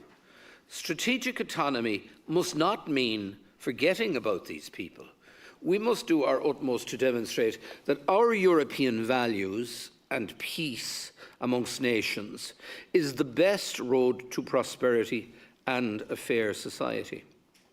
From listening to debates in my own chamber, I can assure you that the Irish people remain fully supportive of the Ukraine's struggle to protect itself and regain all of its sovereign territory in the face of Russian aggression. And to date, while we are a militarily neutral country, we are currently accommodating 105,000 displaced Ukrainian citizens, most of them women and children. The humanitarian situation in Gaza is very much to the forefront of the concerns of the Irish people, and they condemn the attacks on Israel and the taking of hostages, as they condemn the humanitarian disaster unfolding before our eyes. They want to see an immediate end to hostilities, to allow humanitarian aid to flow and avert the spread of a man-made famine. And ultimately, there must be real and meaningful peace talks to end this conflict, starting with the mutual respect by both sides to exist and live in harmony with their shared history in their part of the world. And it is worth noting, colleagues, that so far in the current awful conflict, more hostages have been released through negotiations and a pause in the fighting than by all the use of armour, shelling and air strikes. Surely there is a clear lesson in this. Earlier this year, I contacted you about a pause for peace initiative which we held in our chamber last February. I'd like to thank you for the support I received for this concept, and I hope the pause for peace is something you might think about in your parliaments in the future. Thank you very much. Gracias, Presidente. Thank you, Speaker. And now we're going to pass the floor to Masud Gharahkhani, Speaker of the Parliament of Norway. You have the floor. Thank you very much, Chair. First, let me also thank the Spanish Parliament for the warm welcome and hospitality at this meeting here in Palma. It's now more than 2 years since the Russian full-scale invasion of Ukraine. Good colleagues, the Norwegian Parliament has adopted a 5-year support program for Ukraine, amounting to 7 billion euros. This program includes military support, humanitarian aid, and funding to maintain civilian infrastructure. All political parties in the Norwegian Parliament stand united behind this program. It entails a commitment beyond the next parliamentary election. In doing so, we are making it clear that Norway is committed to supporting Ukraine in the long term. This is vital, not only for Ukraine, but for all of us. And good friends, we need to invest in more defense, and we need to build up capacity. Because the authoritarian regimes are finding together, they are also building up their capacity. The situation in the Middle East is horrific. The terrorist attack by Hamas on Israel in October last year was cruel and shocking. The fate of many of the 250 hostages is unknown. Families still live in fear of what have happened to those hostages still in Gaza. And we must stand together in condemning Iran's attack on Israel. We know that Iran is also deeply responsible for supporting Russia's war against Ukraine. The 1,000 Shahid drones our colleague Stefanchuk was talking about. Good friends, what is happening in Gaza is also unacceptable. More than 34,000 Palestinians have been killed. More than 14,500 of them children. Making Gaza to a graveyard for children is not the way to solve this. We need ceasefire and we need humanitarian aid to the people of Gaza now. Two-state solution must be the future, the only way to achieve security and prosperity for Israel and the Palestinian people. Good friends, what is happening in Europe and Middle East is a good example that we can never let the world order to be defined by the authoritarian regimes. We should support civil societies in these countries that want the same values as us, because it's the right thing to do, and it's in Europe's interest if we want safety in our part of the world as well. We need to stand together. As heads of parliaments, we have a vital role in protecting and standing up for democracy. Thank you very much for the attention.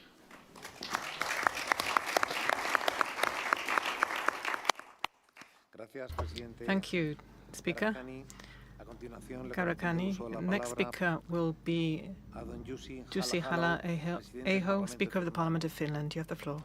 Ladies and gentlemen, irresponsible decisions and naive thinking made much of Europe dependent on Russian fossil energy. Trade and interdependence did not guarantee peace. Instead, they became a weapon against us, and they likely contributed to the Russian decision to invade Ukraine 2 years ago. Mr. Putin calculated that because of our dependence, we would not be able or willing to respond. It is extremely important to learn from these mistakes and not repeat them with other external actors and in other sectors. Our former reliance on Russian energy was nothing compared to our dependence on China. Its raw materials, components, consumer goods in almost every sector. China is not an enemy, but should something unfortunate happen that disrupted our trade relations, that would lead to an immediate catastrophe in the West. It was relatively simple to replace Russian gas and oil with other suppliers and alternative sources of energy. It would be much more difficult, if not impossible, to replace China overnight, and therefore we should be dismantling this dependence right now when it can be done in a systematic and organized manner. In the area of defense, we are dangerously dependent on the United States. They are not a hostile actor, but we cannot forever count on the willingness of US administrations and the American taxpayer to fund our security against the very real Russian military threat. All European countries must spend more on defense, but money alone is not enough. The Ukrainians cannot fight with banknotes, and neither can we. We need to dramatically increase the production of weapons and ammunition in Europe. The Russians believe that time is on their side and that we will soon run out of material. Unfortunately, this is exactly what will happen if we don't take this matter more seriously. We have the industry, but the industry does not have the capacity. And they will not invest in new capacity unless they get guarantees of long-term demand for their products. Only the states can offer such guarantees. The states and the defense industry must work together because we have a shared interest. Helping Ukraine is a matter of principle, but this is not only about Ukraine. If Russia is not defeated in Ukraine, somebody else will be next. Not acting right now will become costly in the future. And this is a message I think we all should take home. Thank you, Mr. President.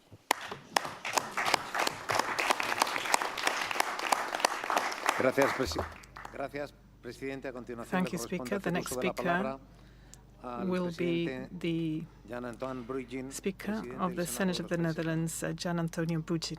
Your Excellencies, dear colleagues. It is a great privilege for the Dutch Parliament and for me personally to participate in this meeting.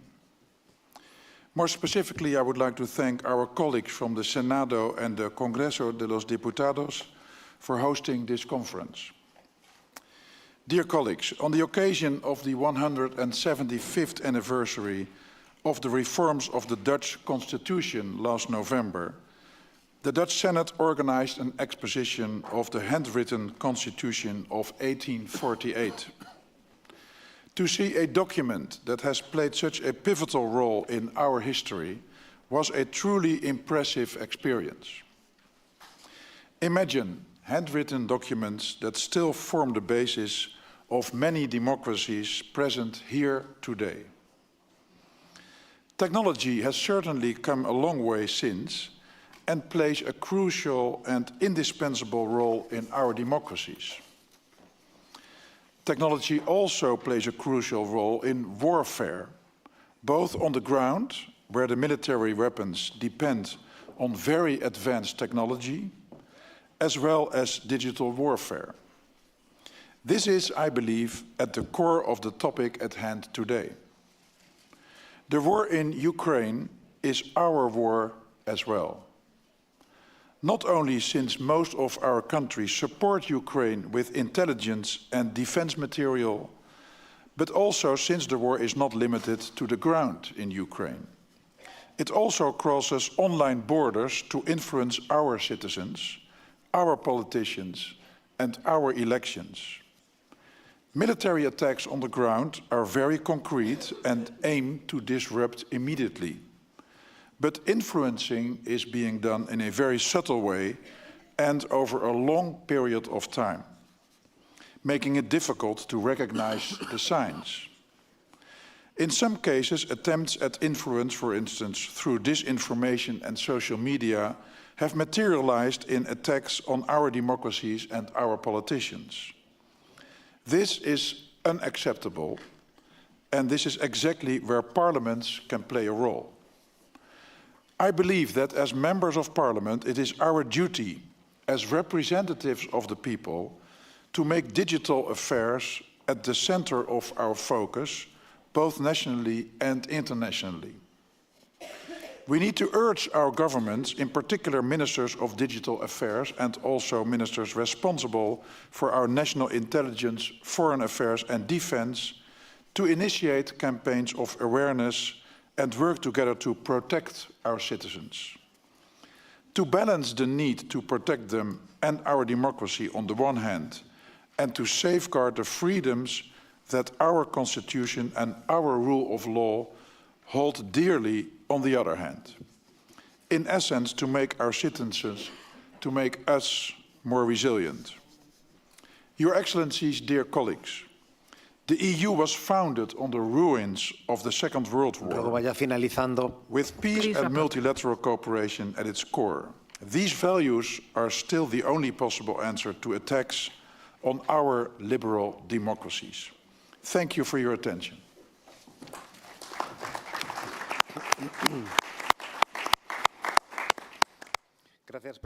Thank you, Speaker. The next speaker will be Andreas Griffroy, who is the first Vice President of the Senate of Belgium.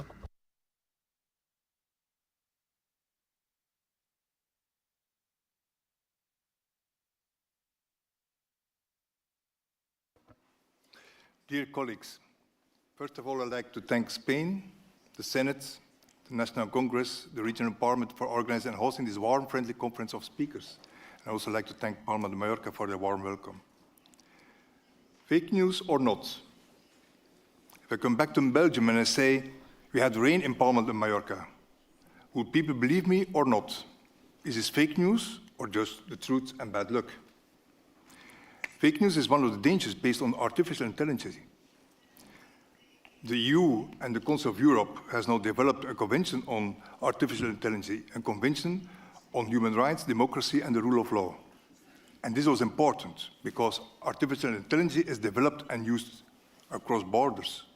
It had made sense to develop a common global approach to basic principles which should govern how we as humanity develop and use AI systems. AI raises important and urgent issues. It's already with us, changing the information that we receive, which can be the cause of fake news and causes polarizing of our society, can be determining for the choices that we make and the ways in which our societies function. Yet, AI systems are already pervading our daily life, from our smartphones over social media to self-driving cars, but even, don't forget, in healthcare, research, innovation. And such systems are also being used for various administrative tasks by public authorities in many countries. And in addition, the rapid spread of general purpose of AI has presented us with further new opportunities as well as new challenges. In the coming years, it will play an even greater role in how governments and public institutions operate and in how citizens interact and participate in democratic processes. And this can be positive, but it could be also a danger based on polarizing and fake news, for example, on social media. And the question is therefore no longer if we want to make use of these powerful tools, but how we ensure that they are used for the good of the humanity only. Hacking, cybercrime, organized by nations outside the EU, with only one purpose, for example, try to influence elections or destabilize democracies. Is an example how EI can be a threat for our society. All the topics mentioned here in the different interventions are by far linked with EI. Despite the huge benefits EI presents, we have to be cautious for the negative use and causes. EI presents both benefits and risks. It is the role of all of us, all the different parliaments, to ensure that human rights, democracy and the rule of law are protected and promoted in the digital environment. So we need to ensure that EI is used to promote and protect our standards. EI systems shall only be used in such a way that they do not directly or indirectly endanger or undermine democratic processes. Thank you. Gracias, vicepresidente. A continuación le corresponde el uso de la palabra a la presidenta de la Asamblea Nacional de Eslovenia, doña Madam Urška Klakogat. Esteemed hosts, distinguished fellow speakers, ladies and gentlemen. Today, the EU faces unprecedented challenges with conflicts, misuse of modern technology, climate change, and illiberal tendencies obscuring the path forward. The deplorable Russian aggression against Ukraine triggered tectonic shifts in global politics. Its fundamental lesson that our security and prosperity are not to be taken for granted continues to be a wake-up call for the EU to assert its place on the world stage. As the need for strategic autonomy demands addressing its underlying causes, finding a political solution for durable and just peace in Ukraine is vital. Our relentless support for the Ukrainian people's struggle for the sovereignty and territorial integrity of their country must be complemented by mobilizing extensive international backing for the Ukrainian peace formula, particularly in the global south. Slovenia also welcomes the decision to open EU accession negotiations with Ukraine and Moldova, which sends a much-needed strong political message. However, to maintain a balanced approach and uphold the EU's credibility, it is our duty to remain vigilant and proactive, also with respect to enlargement to the Western Balkans. Moreover, amidst growing tensions in the Middle East and the risk of the Gaza conflict spilling over to the broader region, exercising restraint is crucial to avert new instabilities. Although we strongly condemn the terrorist attack by Hamas on Israel last October, we must not turn a blind eye to the humanitarian disaster resulting from Israel's response to it. The war in Gaza has claimed thousands of civilian victims, predominantly women and children. With the enclave on the verge of famine, the principles of humanity are once more disintegrating before the world's eyes. The killing of children, regardless of their nationality, is simply wrong. There is absolutely none justification for killing children or killing civilians who wait for food. In Gaza, 14,000 children are dead. No one knows how many have been wounded or orphaned. To watch Gaza become the graveyard for children, as the Speaker of the Norwegian Parliament said, will lay heavily also on our souls if we don't do something about it. The calls for an immediate humanitarian pause leading to a sustainable ceasefire and later durable peace based on a two-state solution must become a reality. The situation in Gaza is also a stark reminder that a rules-based international order hinges on consistent adherence to international law, not on double standards. In this respect, the EU must lead by example. Ladies and gentlemen, the challenges facing the EU can only be addressed through our commitment to fundamental values and democratic processes. It is therefore our duty to encourage citizens to take part in the coming European election and ensure that short-sighted populism does not prevail over the merit and expertise that Europe so desperately needs today. Thank you.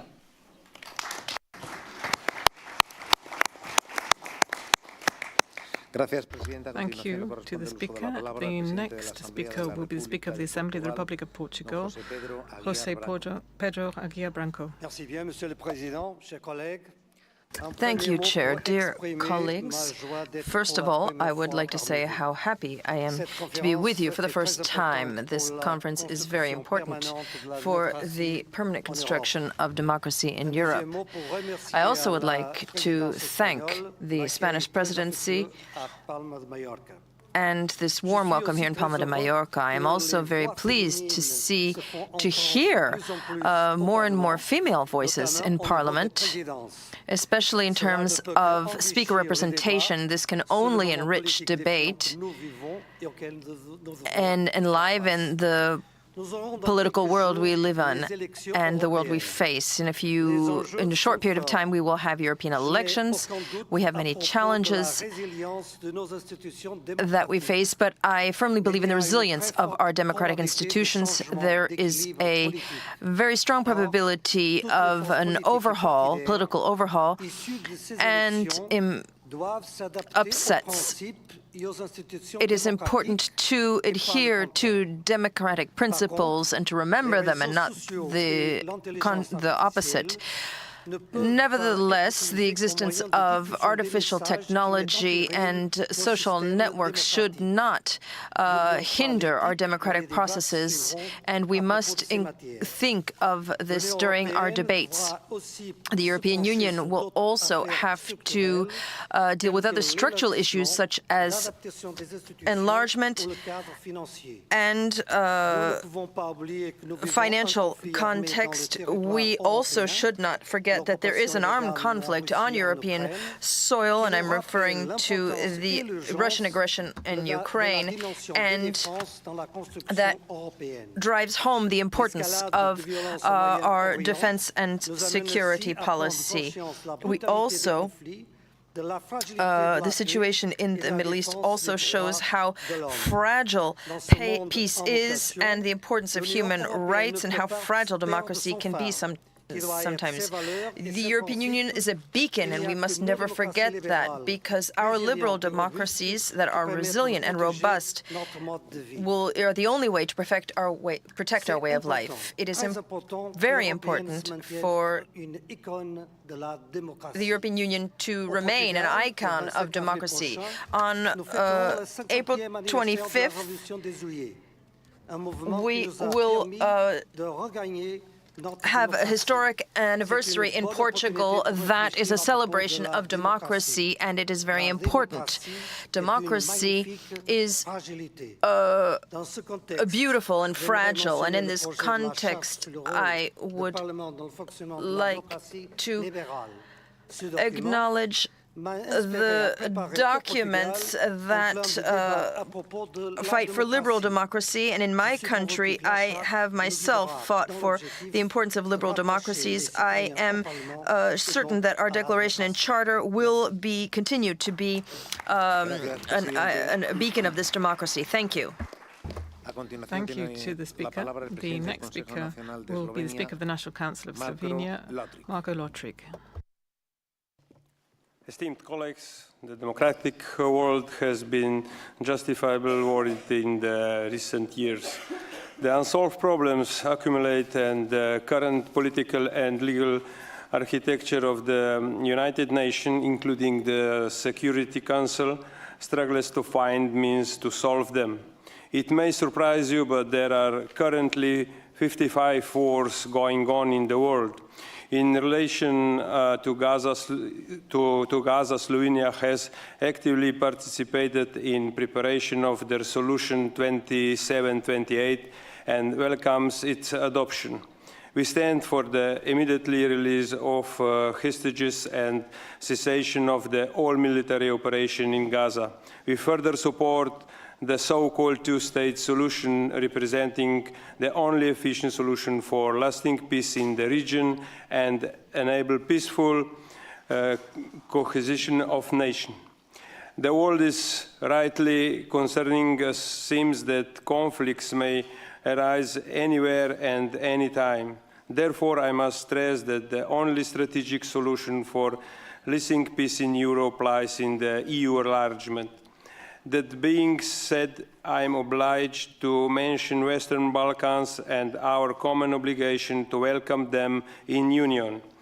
The more modern world is also facing the growing distrust in the international institution, which represents great challenges for the liberal democracy. The policy of the consensus, which has prevailed for almost 3/4 of the century after the Second World War, is now moving to alarming in the direction of the public of conflict forced by differences. As power and authorities of liberal democracies reduced, populism and nationalism gained more space, sensing advanced for modern technology communication tools, especially social networks. Also from the aspect, several challenges lie ahead of liberal democracy.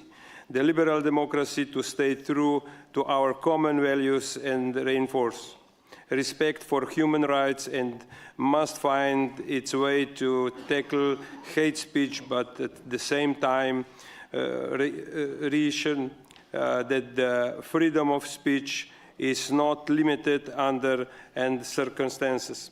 Slovenia believes that only a strong European and Europe together is able to protect the interests of its national and states. Today, on almost 20th anniversary of our entry to the EU, we believe this more than ever. Thank you very much.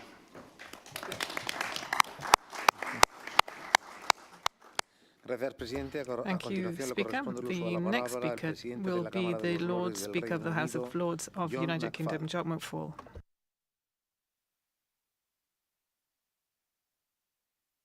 Micro, please. I'm just an observer. Colleagues, I begin by expressing my thanks to our Spanish hosts for their warm welcome and the superb organisation on this important occasion. And I thank you for your leadership during your presidency, as well as wishing our Belgian colleagues all the best for their presidency in this important election year. I am privileged to be here as an observer representing the House of Lords and the UK Parliament. And as close neighbours and partners, we face common challenges. So it is incumbent upon us all to work together to protect and promote the values that we share. We confront these challenges at a time when trust in politics and politicians is often at a low ebb, and when new technologies are changing our traditional forms of debate and dialogue. I have spoken previously of my belief that modern liberal democracies suffer from the 3 Ps: populism, post-truth and polarisation, and that we are seeing an increasing trend towards approaches which offer easy answers, neglects difficult evidence and sets interest groups against one another. The demands of social media and the 24-hour news cycle drive a focus upon short-term impact and response, rather than the long-term strategic thinking and resolution. And artificial intelligence offers a wealth of opportunities, but also presents fundamental risks, as yet largely unchecked by regulation, to democratic processes, values and discourse. And new and emerging conflicts generate discord and drive polarisation. The conflict in Ukraine, precipitated by Russia's illegal invasion, continues to threaten democracy and the rule of law in Europe. And within the UK Parliament, there is a strong commitment to ongoing support for Ukraine in the face of this continued aggression. Cooperation between the EU and NATO, as defined in the Joint Declaration of January 2023, has been vital in shaping the collective response to the conflict. This joint work has served to demonstrate the value of an open approach to strategic autonomy, where like-minded democracies work together on shared objectives and common challenges. We can reflect on where we need greater national and regional resilience, but we also need to keep the strengths and benefits of global cooperation. The years ahead will present many shared threats, some of them not fully understood, and still more that are not yet known. So against this backdrop, it is essential that we continue to work together, engage, to share learning, and to strengthen and promote our common values. Occasions such as this conference, which promote dialogue, build relationships, and develop joint objectives, are a key element on the way ahead. And I look forward to further conversations with colleagues over the next 2 days, and thank you for your invitation. Thank you, Lord Speaker. The next speaker will be the Deputy Speaker of the National Assembly of France, Madame Valérie Rabault. Thank you, Chair. Ladies and gentlemen, speakers, thank you to our Spanish colleagues for organizing this meeting and for this first session that I think shows that we all share the same concerns. Europe was built on demand of peace and security, and I think that our citizenry requires or expects that we defend that peace and security, and this is made worse by the conflict in Ukraine and cyber attacks on social networks. So how can we answer this? In terms, as regards the Ukraine, I think that we have shown a united front, which has allowed us, which has afforded us some credibility. That is why the Czech initiative that was recently brought forward by the Czech Republic to produce more munitions is essential, and I think we should all participate to make sure that this is as effective as possible in helping our Ukrainian neighbors. And this is part of that common security strategy that we all adhere to. As regard threats on social networks that threaten our democracy, there again our citizens are expecting us to do something. We had to wait until March 13, 2024 for a first answer, which was proposed by the European Parliament, which is a binding law on artificial intelligence with two binding layers. First, applicable laws, then an increase in sanctions, and also a more specific framework. And as regards online threats, we talked about this a lot yesterday. We talked about trolls, and the Speaker of the Polish Parliament said it earlier. With all of the threats and violence that proliferates on internet, I think that in that way Europe is a little bit behind, and we saw proof positive of that this weekend when the head of the Speaker of the House of Representatives in the United States talked about something to do against TikTok. I think we need to hit hard, and we need to take risks to make sure that Europeans are respected online, just as we have done with other subjects, so we could go back to that original promise, which is security of our citizenry, physical security. And we see that manifested in the war in Ukraine or also online, such as the social networks. Thank you very much, Speaker. The next speaker will be the Speaker of the Senate of the Czech Republic, Miloš Vystrčil.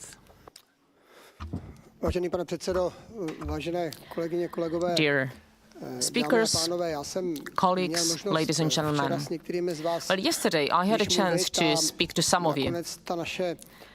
And our debate yesterday always ended up discussing how we, the European Union and individual member states, how we're able to withstand the various social crises, and to what extent we are resilient or to what extent we are vulnerable, and how we're able to and capable of facing these challenges and threats. And I think that if we want to successfully face all these threats, we have to honestly tell each other how we're doing right now and in what situation we are. We have to admit it to ourselves, because often we keep saying today that we have to have strategic autonomy. What does it mean, strategic autonomy? Well, that means that from the functional perspective, you are independent, you're able to function independently, and you are able to take your values and your ideas and put them in operation So how are we doing? How about the ability to defend ourselves without the United States? Well, what about our banks? Our banks are not even willing to finance the manufacturing of weapons in the EU. Is that good? What about our energy independence and self-sufficiency? We've heard about that. What about food self-sufficiency?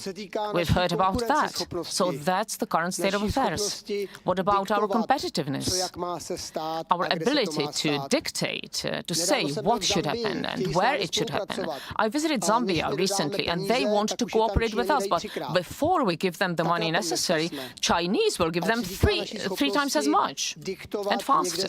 So this is the current state of affairs. This is how we're doing when we want to promote our ideas and democratic principles. Well, look at that. Look at how slow we are and how we behave towards countries that want to become a part of the democratic and free world, how we're negotiating with them, and to what extent we are supporting Ukraine or countries that have a problem with migration. Because all of this is the current reality that we live in. And some of you mentioned it, and I think that Mr. Bass said it. I think that we should take this conference as a wake-up call, because if we're as slow as we are, as we've been, it will not lead to anything good, because the other players and actors, non-democratic, totalitarian, will be faster and they will overtake us, and that would be a catastrophe, not just for us, but also for our children. Thank you. Thank you, Speaker. The next person to speak will the Speaker of the National Assembly of Hungary, Mr. Laszlo Kova. Thank you, Mr. Speaker. Distinguished Madam and Mr. Speakers. There are as many as 7 independent topics in the title, and that would, discussing all these, would certainly exceed the scope of a doctoral dissertation. So to condense them into 3-minute speeches is an impossible mission. So with your permission, I will speak instead about the liberal challenge to democracy. Right at the outset, allow me to make a brief conceptual clarification. Democracy is one of many forms of governance, and liberalism is one of many political ideologies. Article 2 of the Treaty on the European Union mentions democracy with no adjectives attached as one of the values on which the Union is founded. Their conference in 1946, the Communists, backed by the unprincipled pact concluded by the Anglo-Saxon powers with Stalin, embarked on the violent abolition of democracy and a multi-party system by proclaiming that there is no democracy for the enemies of democracy. Who is an enemy of democracy was, of course, determined by the communists. My generation, ladies and gentlemen, was therefore forced to spend half of its life in a left-wing dictatorship called People's Democracy. The generation of our grandparents and parents in 1956, and we, since the first half of the 1980s, have fought to ensure that one day we should be able to live in our own country in a democracy that no imposed adjective can deprive of its original content and meaning. We voted in this hope in 1990 in the first 3 parliamentary elections and in 2003 in the referendum, confirming our accession to the European Union. Now let's look at an example from reality of how the so-called liberal democracy works today. On the 16th of April 2024, a Brussels district mayor named Emir Kür banned an international conference on national conservatism organized by the current Prime Minister of Hungary, the former Prime Minister of Poland, a former British Interior Minister, and a number of European politicians and intellectuals, all well-known people, on the grounds that the conference carried the risk of disturbing public peace. The decision was to be enforced by the police. The decision was appealed, but the appeal was ignored by as many as 2 judicial forums. Only after the Prime Minister of Belgium, in a post on the internet, called the decision of the district mayor unacceptable, lo and behold, did the independent Supreme Administrative Court overturn the decision, allowing the interrupted event to resume late at night. Such is democracy in Europe today if it is liberal, and such is the rule of law if it is Western, ladies and gentlemen. In the face of today's challenges, what is needed? Please wrap it up. Nemzeti államokra és demokráciákra van szüksége az Európai Uniónak. Mi magyarok ezt tekintjük az európai stratégiai autonómia politikai alapjának. Köszönöm a figyelmüket. Gracias, presidente. We need strong nation states and democracy. Thank you, Speaker. And moving on, I will pass the floor to the second Deputy Speaker of the Swedish Parliament, Julia Kronlid. Thank you, Mr. Speaker. And dear speakers and dear colleagues, let me start by thanking the Spanish Presidency for inviting us to beautiful Palma for the annual EU Speakers Conference. And I appreciate this opportunity to meet, especially in these troubled times. It is my firm belief that the best way in which we as parliamentarians can promote peace and international security is to stand up for democracy, human rights, and the rules-based world order. These values are prerequisite for lasting global peace and security, and the lack of them often leads to the tensions and conflicts we see in the world today. Russia's full-scale invasion of Ukraine is a blatant violation of international law and the European security order.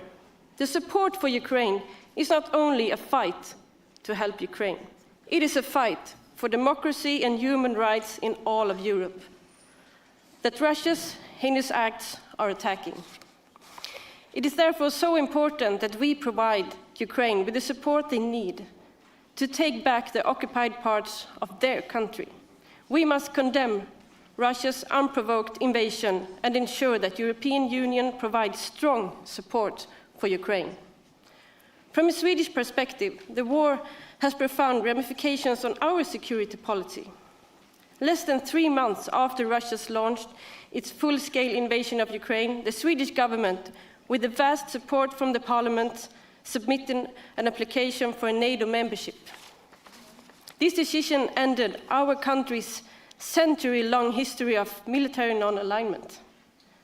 The ratification process concluded recently, and Sweden is now NATO's 32nd member. And during the process, we have felt a great deal of support for the Swedish application from speakers and members of parliaments in many European countries. On behalf of Speaker Norlén, I want to really thank you all for your support. It meant a lot. Many have argued that Russia's full-scale invasion of Ukraine could lead to a larger conflict. The same goes for the war that has followed on the attack Hamas carried out against civilians in Israel in October. The responsibility for this lies with those who started the conflicts. Hamas' attack and the war that followed also serve as a reminder of the importance that all combatants abide with the rules of war, also known as international humanitarian law. When the rules of war are not followed, it is civilians who suffer, especially women and children, and that is so devastating to follow. Dear speakers, dear colleagues, we as speakers and as parliamentarians whose task is to stand up for democracy and fundamental human rights, we must never give up hope. We must continue to fight for a world where we respect one another as sovereign nations with the right to decide our own future, as well as each nation's right to live in peace and security. Thank you so much, Mr. President. Thank you, Second Deputy Speaker. And now we're going to pass the floor to the Deputy Speaker of the Senate of Poland, Magdalena Bijat. Thank you. Esteemed ladies and gentlemen, Europe over recent years has been facing a number of different challenges that have characterized our age: the pandemic, climate catastrophe, armed conflicts, and migration. These challenges require courage and vision, and that is something that Europe has demonstrated on many, many different occasions, for instance, with the development of the European Recovery Fund or the European Green Deal. Today, we need more courage and more determination. Foreign interference in our information and social media have become one of the most serious challenges that democracies today are facing. Modern social media are the source of information, but users are losing control of the information that they're receiving. That control is being taken on by large corporations designing the algorithms that govern what is happening there. That is why the European Union needs to act more steadfastly to defend our democracy, the right to information and freedom of expression. The European Union is more than just a customs union linked by common interests. Our union is also a community of shared values. Therefore, it is incumbent on the Union to raise its voice to defend the human rights wherever they are being violated. One good example of this is the war in Ukraine. Today, it is incumbent on the European Union to document the many, many different war crimes that have been carried out by the Russians, so that when the time is right, they can be taken before International Justice Forum. They are responsible for the killing of civilians and Ukrainian war prisoners, and also for the use of sexual violence as a weapon, the deportation of Ukrainian children to the very depths of inland Russia. Unfortunately, the many different pieces of evidence of this information of all kinds is not being declined or defined by the social media. Moreover, we have the case of the Palestinian-Israeli conflict, which erupted after the terrorist attack against the population of Israel.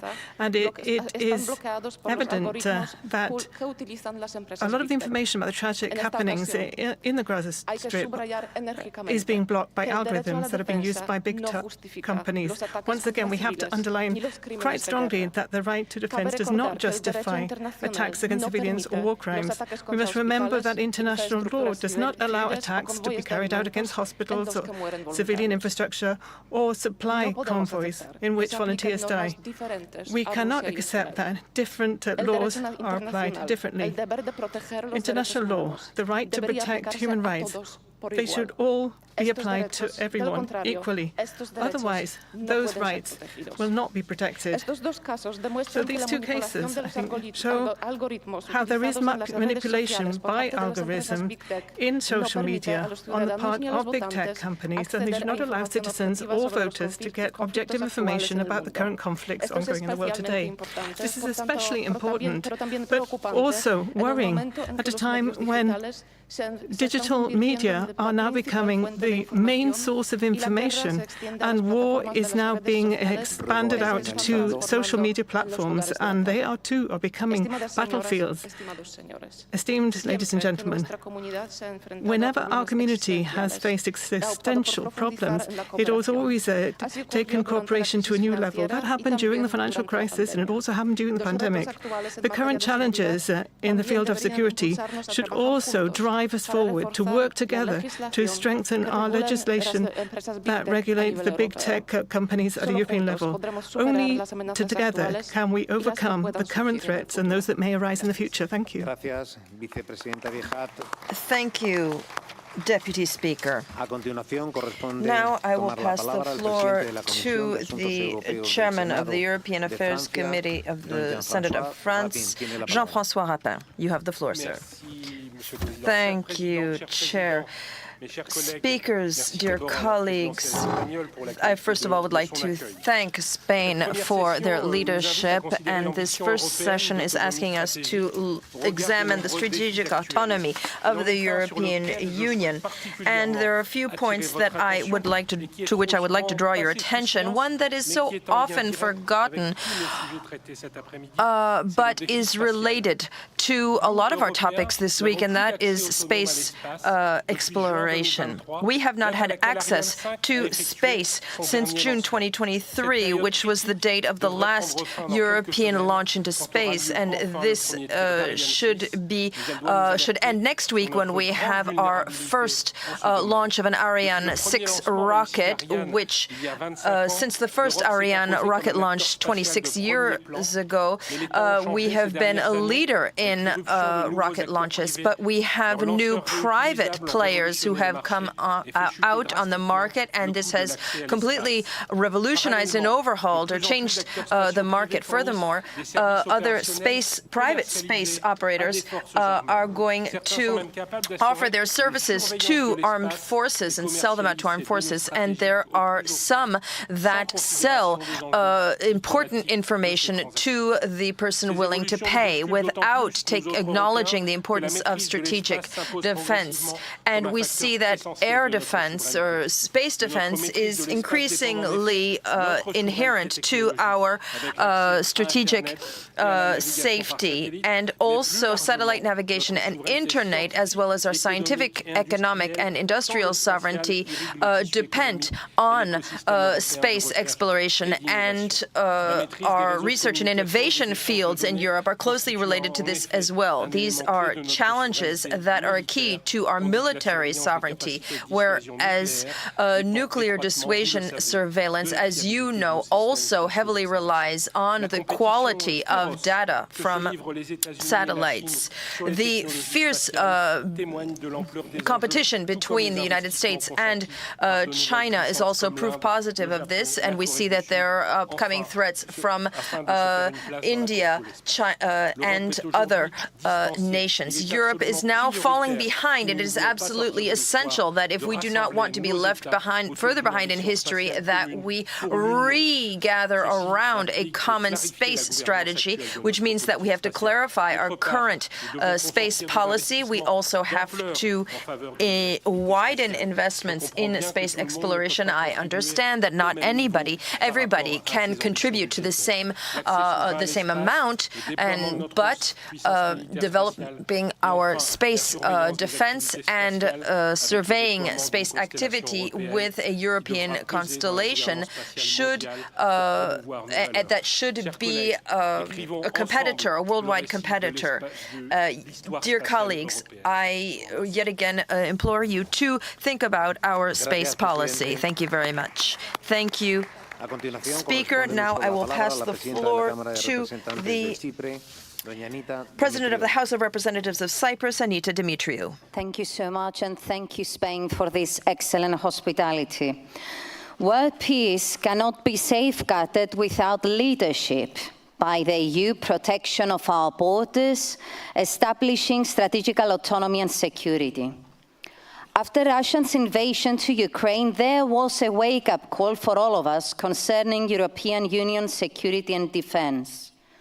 That wake-up call was more intense after the terrorist attack in Gaza, which that was the case, and the ongoing situation with serious consequences for all of us.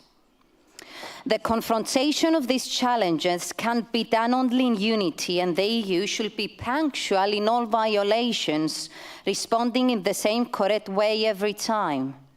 Clearly against every absolute regime, either it is called Putin or Lukashenko, against every occupation, violation, or ethnic cleansing, either it is Ukraine, Gaza, Cyprus, Nagorno-Karabakh, Serbia. Any normalization of a violation or occupation, despite how many years pass, cannot be accepted.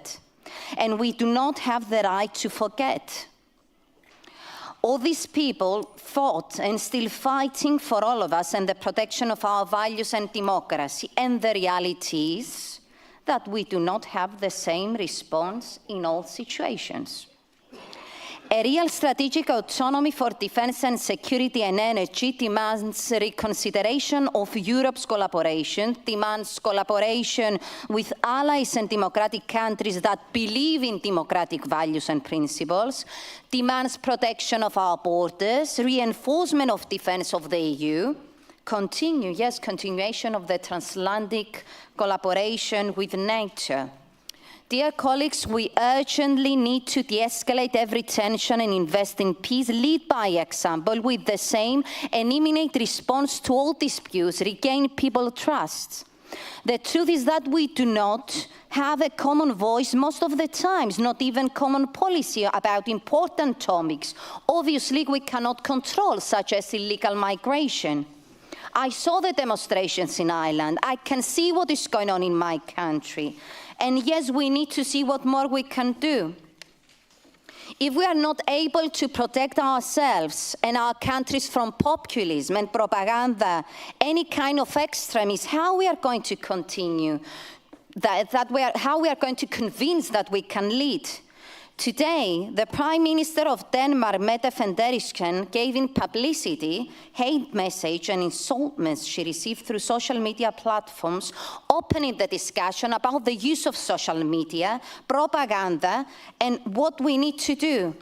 Ladies and gentlemen, the giant is already inside the room. We need to stop it. We need legislation. We need to stop the populism, and the only way is to lead by example and safeguard our principles through a common policy that the European Union needs, especially about the use of social media. Thank you.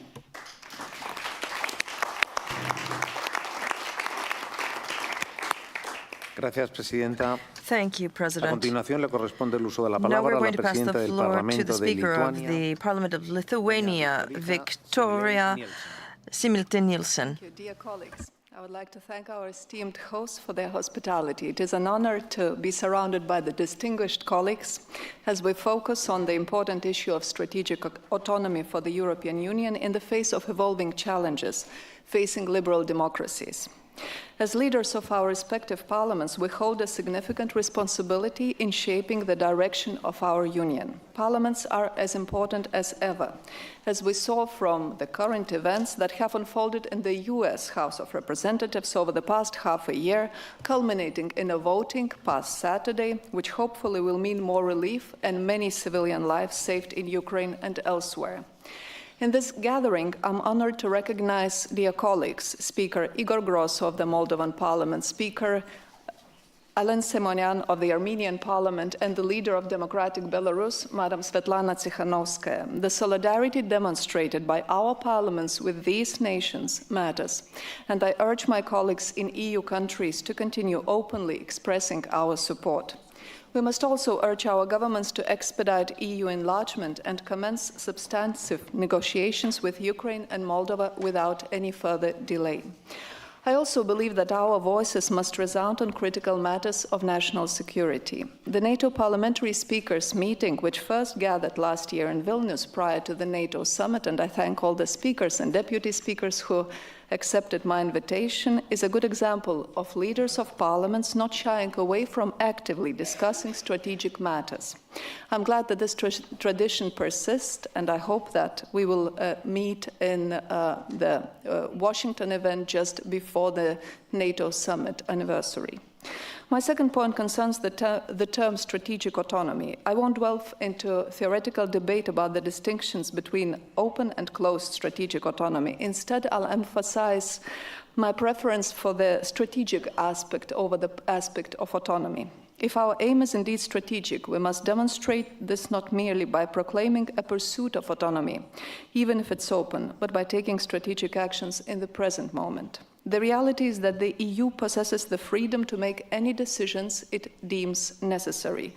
Whose assistance must we seek to safeguard our union and support our neighbors? What impedes us from allocating many more resources to defense and nurturing our defense industry? What or who compels us to jump from bear to dragon? In light of Russia's brutal invasion of Ukraine, it is evident that not the lack of autonomy, but the lack of a cohesive EU strategy has contributed to the current war.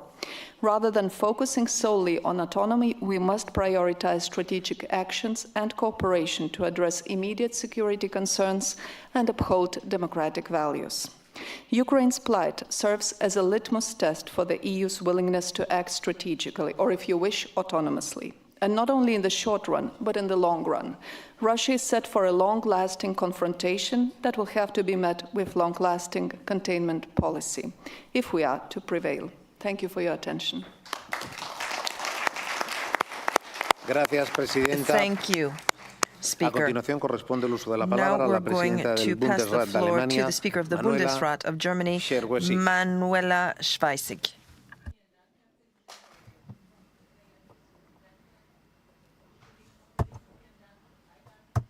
Microphone, please, Speaker.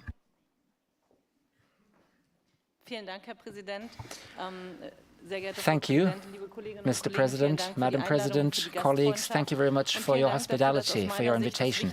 And thank you for beginning this important conference with this important topic, because we're talking about no less than the security of peace and democracy in Europe and of freedom. And this is nothing we can take for granted. Basically, we are a minority. If we look at the globe, if we look worldwide, most people are living in dictatorships, not in free democracies like we are. And that's why we have to think about how to protect peace, freedom and democracy in Europe. And I would like to follow up on what the previous speaker just said. Putin's brutal war of aggression against Ukraine is a threat to Ukraine, but it's also a threat to the European peace order. It's a threat to all of us. And that is why it is quite clear for Germany, and I can only support my colleague Bärbel Bas here, we support Ukraine, all 16 German states. I represent the 16 German states in the German Bundesrat, and all 16 German heads of state support this. After the US, Germany is the second largest supporter of Ukraine, 32 billion euros, military support, humanitarian support and financial support. And we will not let up in our efforts. We will provide support for as long as it takes, because people in Ukraine have to be able to live in peace, freedom and democracy, just as we do. And it's about driving back Putin in order to protect the security of all other countries. And we see the concerns of our friends in the Baltic states, in Poland, in Sweden, in Finland. And that's why it's important for us to provide support there too. Last year, I was in Lithuania. Germany has deployed troops there, also from my home state, to strengthen NATO's eastern flank. Germany has deployed a permanent brigade there. I would also like to explicitly support the previous speakers from Poland and France who said that besides military support and armament in Europe, we need to strengthen our position against the information war and against cyber attacks. That's just as important, because one will be worth nothing without the other. And here Europe has to become stronger and more consistent. The last point I'd like to make is that we also have to become committed when it comes to the reconstruction of Ukraine. 10 days ago, I was invited by President Zelensky to his regional conference together with the local and regional authorities in Ukraine. And it's important for us to focus on reconstruction now. That is why the reconstruction conference will be hosted in Berlin in July. And we can enter into regional partnerships with Ukrainian regions. We have 7 regional partnerships in Germany. My home state has a partnership with the region of Chernihiv in Ukraine, which is just recently under attack. And it's important to give people future. Please wrap it up. And for us to make it possible to build a future. I was 15 years ago at the time of the peaceful revolution in Germany. I spent the first 15 years of my life in a dictatorship, and I have the privilege of being here with you today because it was my parents' generation that were courageous, that fought for peace and freedom, and because it was Europe that made German reunification possible. And that is why it is important to me, politically and personally, for us to do our utmost for democracy to prevail. Thank you very much.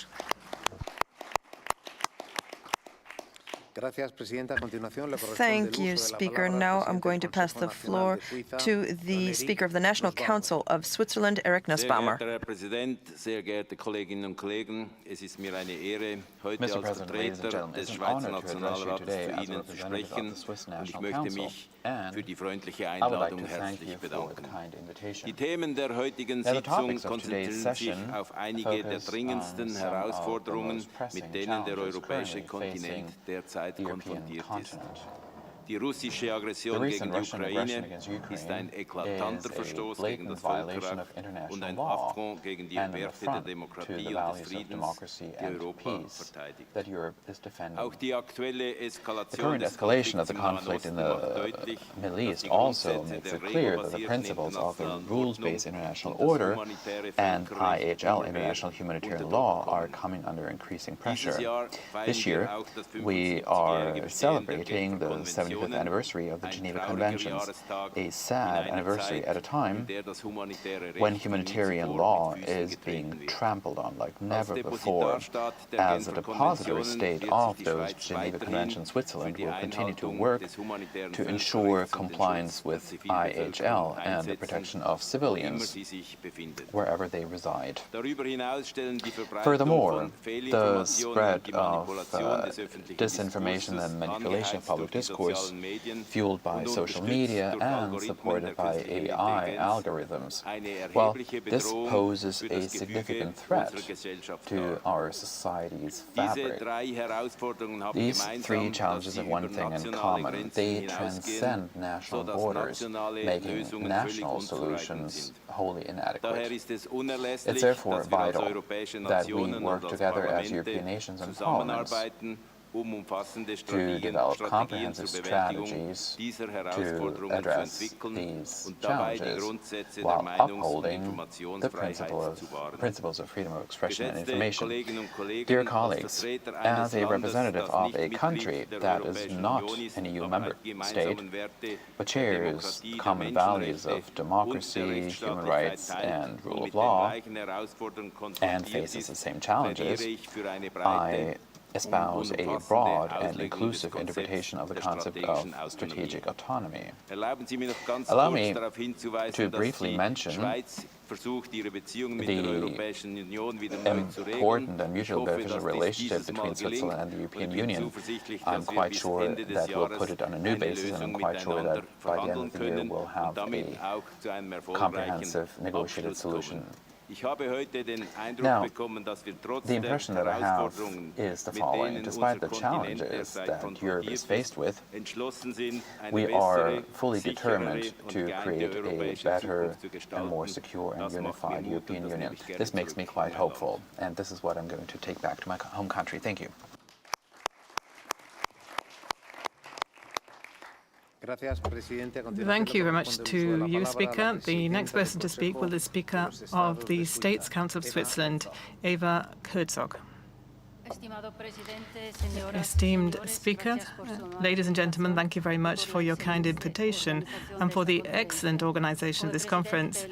As the Speaker of the States Council of Switzerland, it's a great honor for me to be able to attend today and address you.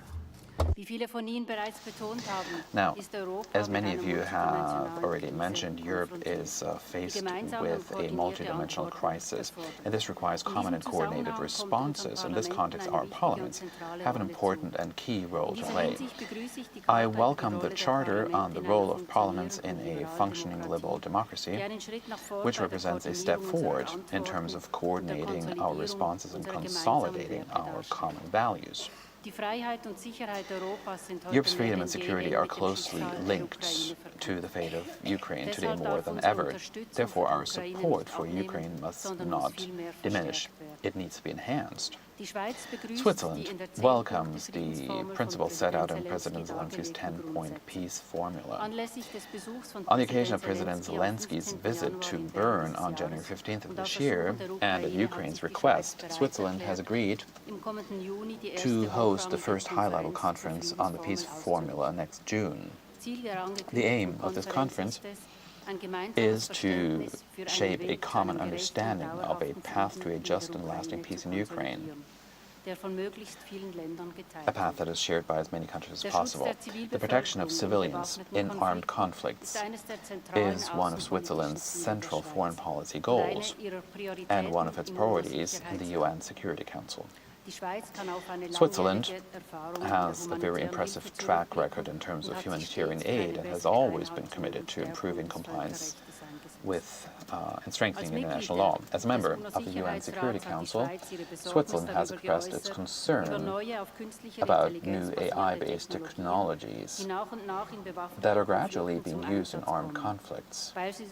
For example, in Ukraine and the Gaza Strip. While these new technologies can improve the scope and effectiveness of military and humanitarian operations, but they also pose new risks for civilians, such as illegal surveillance, disinformation, the misuse of personal and humanitarian data, or the automation of military systems. In response to these new risks, Switzerland, in cooperation with the ICRC, and the UN Office for the Coordination of Humanitarian Affairs, launched the Digital Dilemmas Initiative to warn of the digital risks to civilians in armed conflicts and to encourage policymakers to take action. Ladies and gentlemen, careful regulation and global solutions, well, they're crucial to address these challenges, and the EU, I think, has laid an important foundation with the EU law on AI.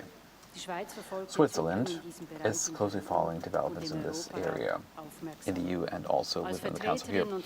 As representatives of liberal democracies, it's our duty to ensure that new technologies bring about positive change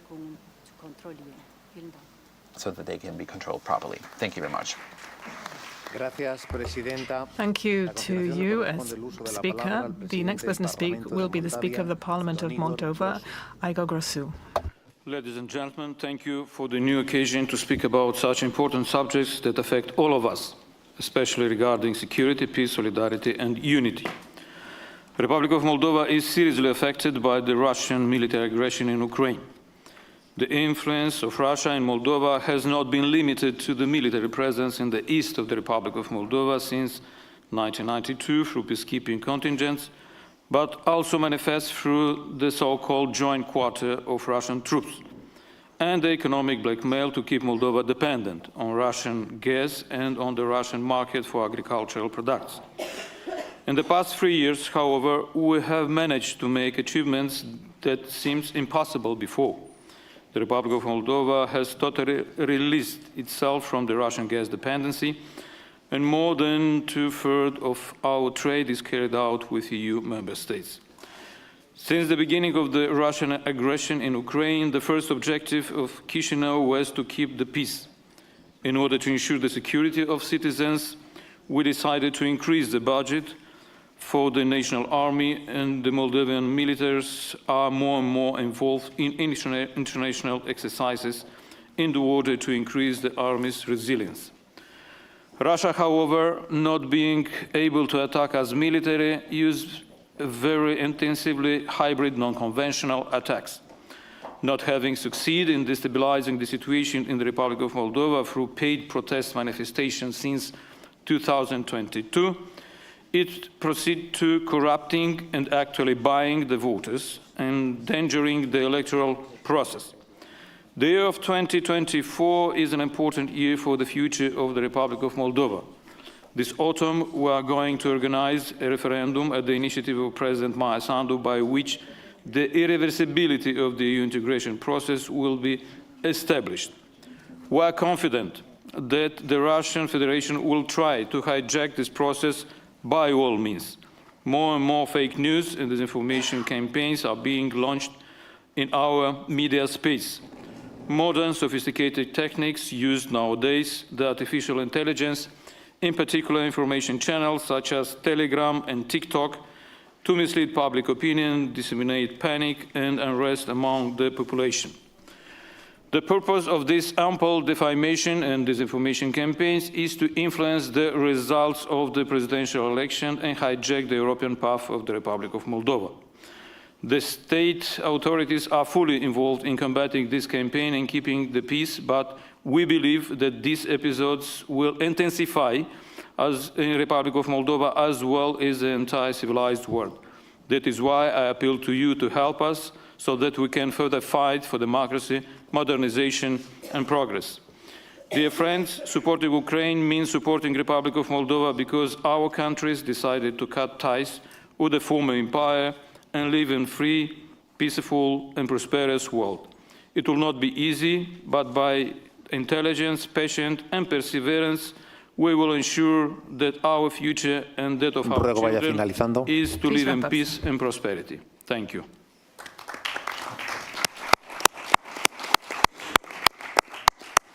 Gracias, presidente. A continuación, le corresponde el uso de la palabra a la presidenta del Parlamento de Letonia, doña Daiga Mirina has the floor. Dear colleagues, ladies and gentlemen, my sincerest thank you to our Spanish colleagues for their hospitality.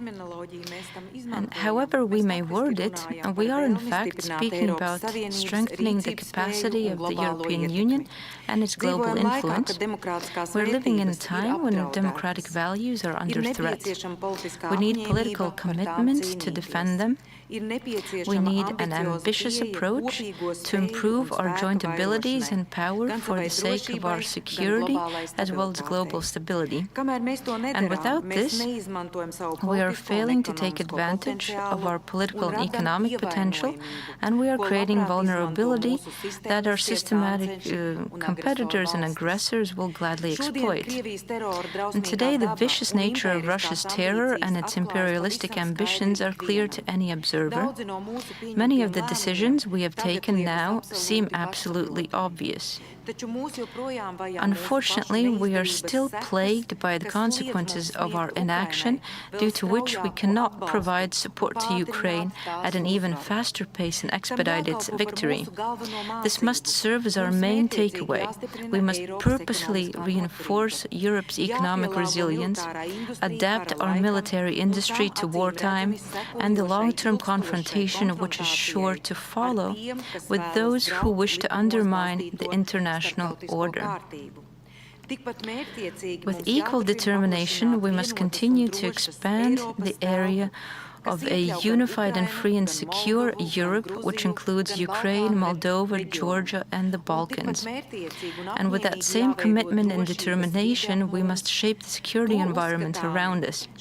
And this is made so clearly evident by Russia's aggression in Ukraine, as well as the escalating situation in the Middle East. Coming back specifically to the support for Ukraine, the voice of Latvia in our region will Ukraine betrifft, urging that everything necessary be done to bring about Ukraine's victory.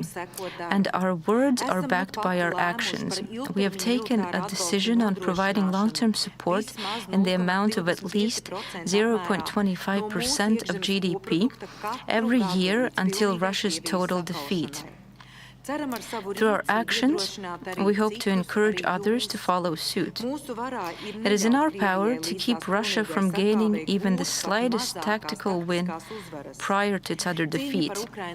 The fight for Ukraine's security is being waged not only on the battlefield. Ukraine needs victories also within the international arena. Therefore, I am honored to have the opportunity to take the baton from our Czech colleagues and together with the Ukrainian speaker, Mr. Ruslan Stefanchuk, to host the next Parliamentary Summit of the International Crimea Platform in Latvia. Official invitations will follow. However, I hope to see all of you in Riga on October 23rd and 24th to jointly attest to our unwavering and strong support for Ukraine and consistently continue to shed international light on Russia's crimes and to reinforce the understanding that Russia will inevitably be held accountable. Thank you.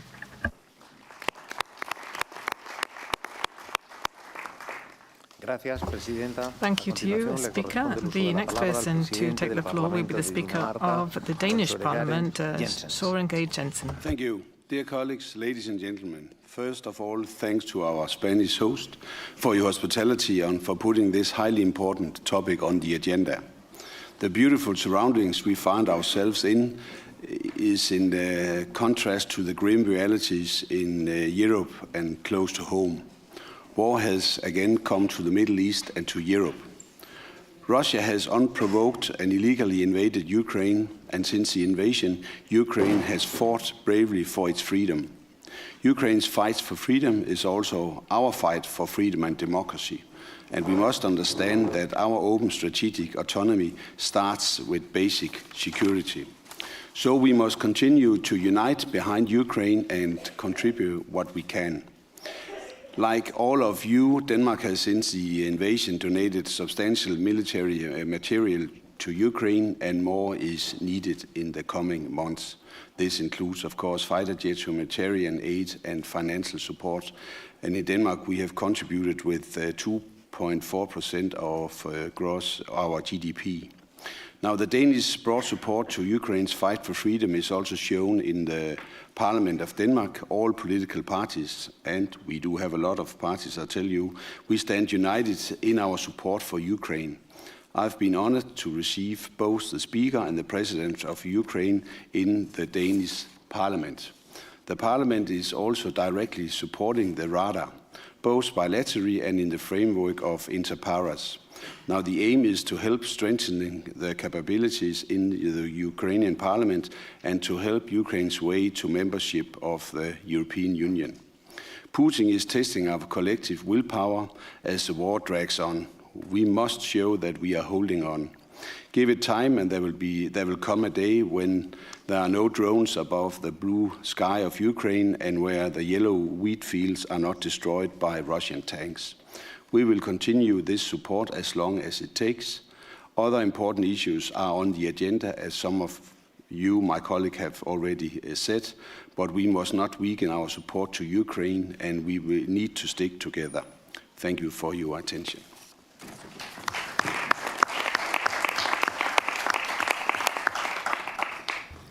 Gracias, presidente. A continuación le corresponde hacer uso de la palabra a la líder de la oposición de Bielorrusia, Svetlana Tsikhanouskaya. Thank you.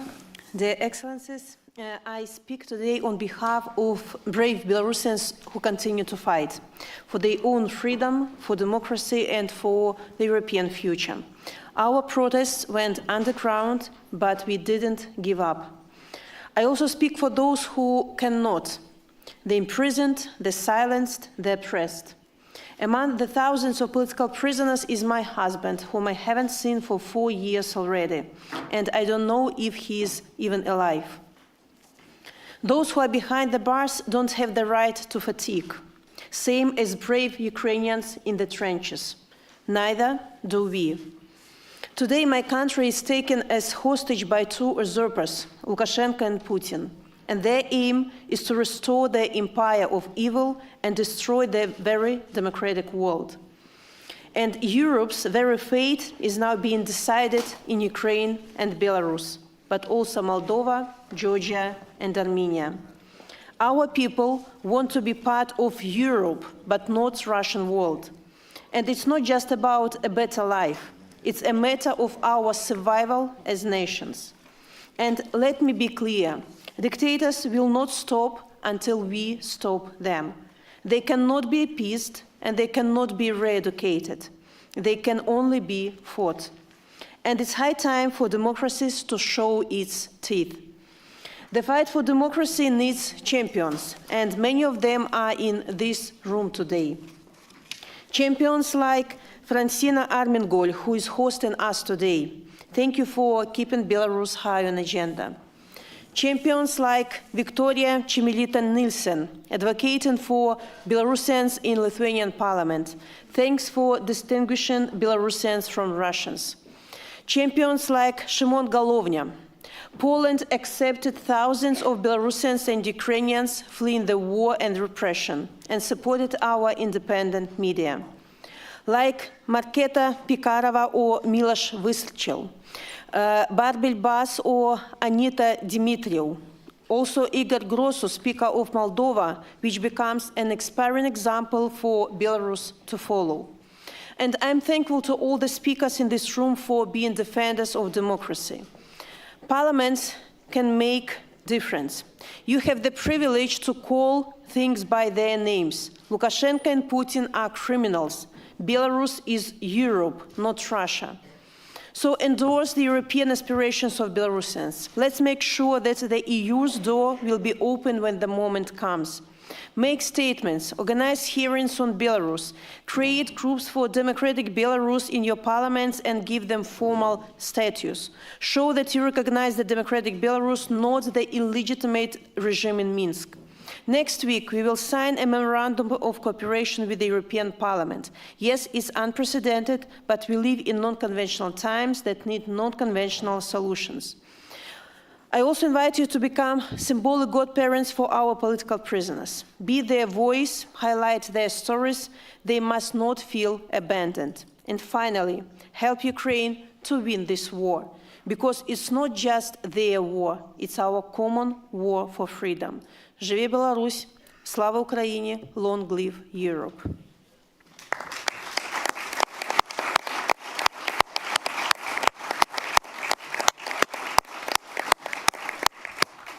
A continuación, le corresponde el uso de la palabra al presidente de la Cámara. From the Speaker of the House of Commons of Canada, Mr. Greg Fergus.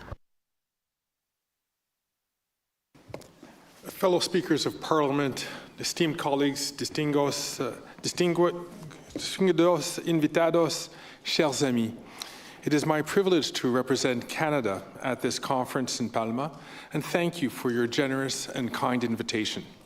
To our Spanish hosts, muchas gracias for your warm welcome and for putting together a thoughtful and dynamic agenda. As indicated by the theme of this session, we are living in challenging times. Liberal democracies around the world face threats which require our attention and our collective response. These threats include democratic backsliding and a curtailing of political and civil liberties worldwide. Conflict is also on the rise. According to the London-based International Institute for Strategic Studies, the number of local and regional conflicts in 2023 was the highest in 3 decades. These conflicts are causing massive destruction and immense human suffering worldwide. As always, it's the civilians that bear the greatest burden. We see this in Ukraine, where Russia's illegal and barbaric war has displaced millions, destroyed livelihoods, and resulted in tens of thousands of civilian casualties. This war is one of the most serious threats to the international rules-based order. Russia's aggression is a threat not only to Ukraine, but to democracies everywhere. To aggravate matters, democratic erosion and conflict are taking place against a backdrop of other global challenges which transcend national boundaries. States are increasingly using cyber weapons or internet-based technology to spread disinformation and false narratives that exacerbate tensions and polarization within our own societies. And of course, the challenge of climate change is ever present. Climate change intensifies global challenges, including food security, economic inequality, population displacement, and the risk of conflict. In our highly interconnected international environment, no country alone can ensure its national security and prosperity. It is critical that together, like-minded countries defend and reinforce the rules and institutions that govern and guide the international order. We as parliamentarians are integral, we are fundamental to this objective. As our people's representatives, we play a leadership role in advocating for policy and enacting legislation that strengthen democratic norms and institutions. We also have a critical role to play in building bridges between allies and bringing countries and peoples together in pursuit of shared goals. Conferences such as this one does just that. So thank you.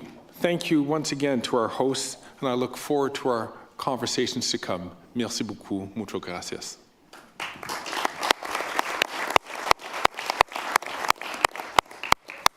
Thank you very much to the Speaker there. The next person to take the floor will be the Deputy Speaker of the Parliament of Albania, Dendika Nicola.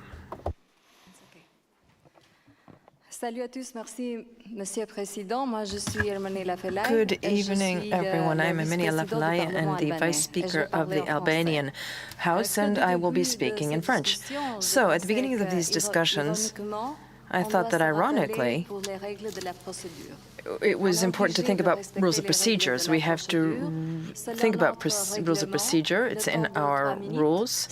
We have 3 minutes. That is what is afforded to us to give our comments, and that's why I will be short, and I will not repeat what has already been said. Over the course of the last few years, we have seen real resolve to see the results of our democratization and the European integration process, and I am proud to say that Albanians have the most European nation in the region because of their roots, their identity, their values, and their vision. More than 90% of the Albanian population support the European Union, joining the European Union. And it's a natural future for our nation, and that's why it is a huge responsibility for our parliament as leader of the European integration process, and that is why most of Albania doesn't have another plan. Our plan is to be a part of the European Union. We also are committed to working with others, regional integration, and for us it is a substantial asset as a European nation, and we think that the different speeds at which our neighboring countries are going towards European adhesion should not be an obstacle to regional integration. The EU, which is our home, it is not our destination. Thank you.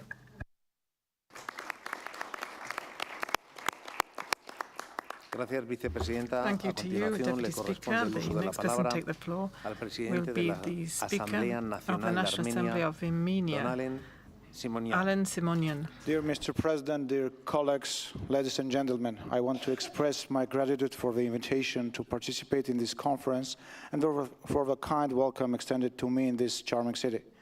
Addressing my European colleagues on this platform for the first time is significant, and I sincerely appreciate the chance to do so. Dear colleagues, given the conference's focus on Russian invasion of Ukraine and the Middle East conflict, I want to restate that Armenia firmly upholds the territorial integrity of Ukraine, as well as Moldova, Georgia, Cyprus, as well as that of all other states. In different international platforms, we have always been supporting peaceful settlement of the Palestinian issue on the basis of two-state principle. The topics of the conferences are pressing. We find ourselves in a new era of technological revolution, at once dazzling and dangerous, marked by groundbreaking advances and risk to social-political life.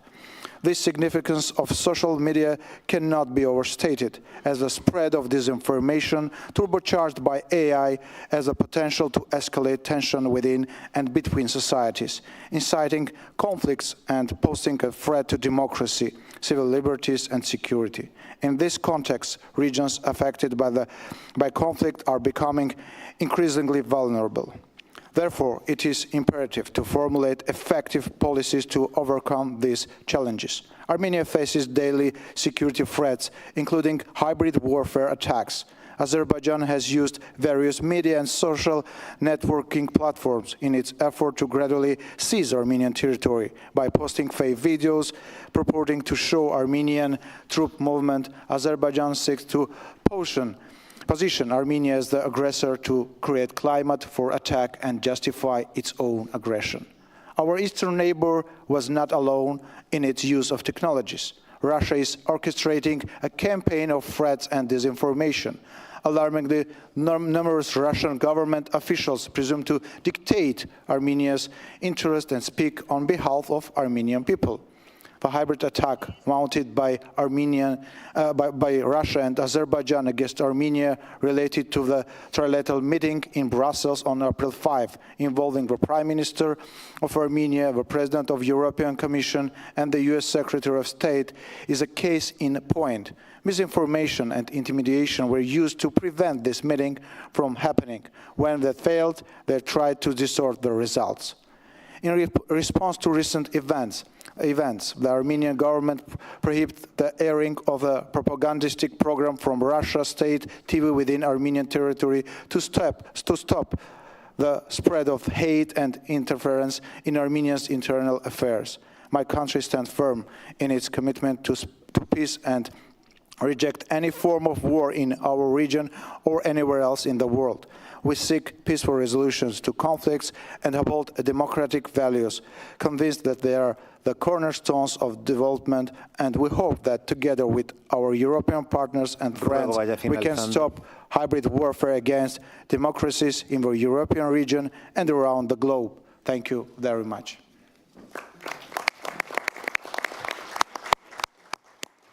Thank you to you, Speaker. We will be hearing next from the Speaker of the House of Representatives of Malta, Angelo Ferrutia. Thank you, Chair. Thank you, Spain, for hosting this important conference. Well, the challenges and pressure on the European project, both from within and from outside the Union, have dramatically increased, and it's only natural that one starts to question whether we, as a Union, have the necessary tools to keep building our project, which is surrounded with so much now uncertainty. We are currently living in a world that is becoming more and more insecure and also more divided. The world has barely come out from the global pandemic, where we really establish how much we depend on each other. On the other hand, I question, why are we having the necessary measures to fend ourselves as a European Union, to enable to pursue its interests and objectives without undue reliance on external actors, not the least in the matters of defense, energy and security? Let us be clear, our institution, Parliament, our parliaments, are still pondering on how to deal with the dramatic increase of information and misinformation which is shared online.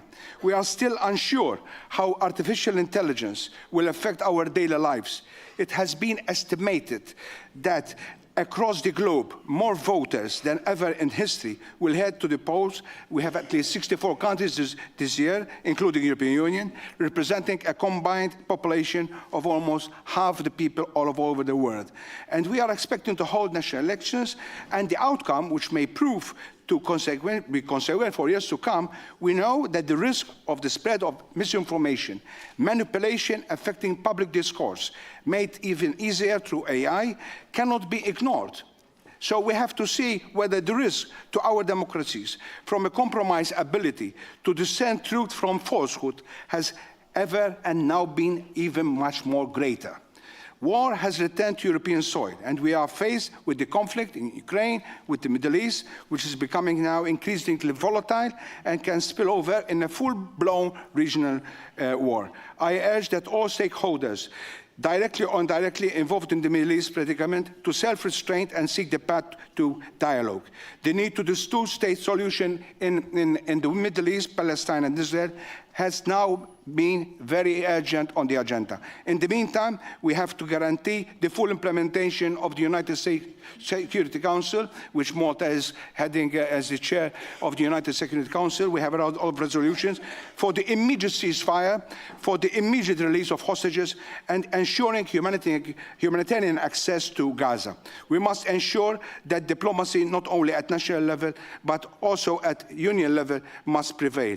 Why were the country, including Spain, Ireland, and Slovenia, of declaring that Palestine should be declared as a state?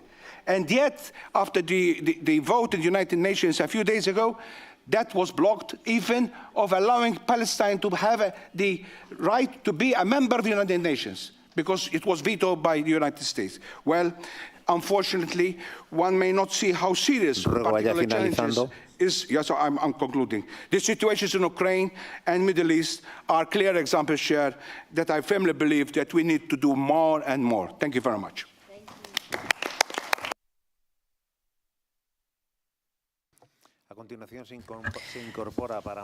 We now are going to be joined by Javier Maroto, who is the first Vice President of the Spanish Senate, and I am going to pass the floor to the Speaker of the Chamber of Representatives of Belgium, Eliane Tillieu. Thank you, ladies and gentlemen, dear colleagues. Open strategy is a key for the future of the European Union, and in that way, Belgium is actively participating in finalizing the legislative or other initiatives that the European Union has focused on in our open strategic autonomy. In 2023, the Belgian Parliament almost unanimously opened a resolution to align with that strategy, and in order to do so, we want to reduce our dependence on superpowers in crucial areas. This comes with significant changes. We are faced with energy dependence to Russia, and also to dependence for essential goods and services on China, And so we need to not be hostage to these powers. We also have to be independent in terms of security. We have to be careful of cyber attacks on critical infrastructure, and that needs to be a priority. We need to fight for a more firm Europe that protects its citizens and businesses and strategic interests. And in that way, it is important to focus on support of the European industry and also a socially fair energy transition. We also need to pay particular attention to the role and the importance of European farmers for our food autonomy and also to preserve our biodiversity. Likewise, we need to make sure we have enough European means to be able to achieve these goals, and we also have to be resilient. We need to make sure that our strategic infrastructure is protected, and for that, European cooperation is essential. For instance, in the North Sea, where we see more and more Russian patrols and interfering with transmission, also windmills in the sea. We have to be careful and vigilant. In the Ostend conference recently, the governments of Ireland, Norway, Denmark, France, and other, as well as representatives of the European Union, signed a document to protect critical interests in the North Seas that includes wind fields. And also, and among these ways to protect was the deployment of drones. Also, we need to protect our citizens and our institutions. And in that, I'd like to underscore the European Commission report on the rule of law. We should be proud that the annual report is debated in most of our national parliaments. Our national parliaments can continue to promote the rule of law in Europe and make sure that it's a lot stronger. And most of our parliaments are following the recommendations of the Commission. If this happens, then we will be stronger for it. Sometimes our values, our autonomy, and our human sources can be fragile, but we need to have an open, our economies need to be open to international exchanges, because turning inward would be counterproductive. We need the European Union needs to continue to move forward decisively. As Albert Einstein said, a problem without solutions is a question that has been poorly asked. Thank you very much. Thank you so much for your speech. Let's move on now to the Speaker of the Estonian Parliament, Mr. Lauri Husa. The floor is yours. Thank you. Dear colleagues, ladies and gentlemen, let me focus my intervention on the ongoing war in Ukraine. With Ukraine's resolute resistance and the support of the helping countries so far, Ukraine has managed to push back terrorist Russia and stop Putin to achieve his goals. However, this is not enough. We must and can do more because Russia's goals have not changed. And history has also taught us that Russia cannot be trusted because they do not keep their agreements. Dear colleagues, I would like to share with you two initiatives that Estonia has undertaken in support of Ukraine.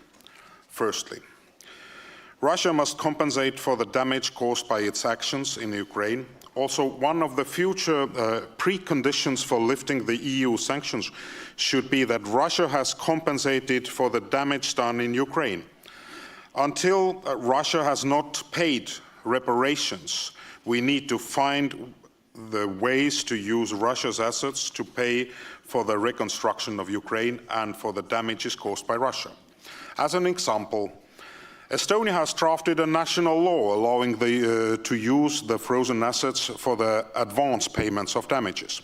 The Riigikogu has already passed the first reading of this draft law, and currently the Constitutional Committee is discussing the matter.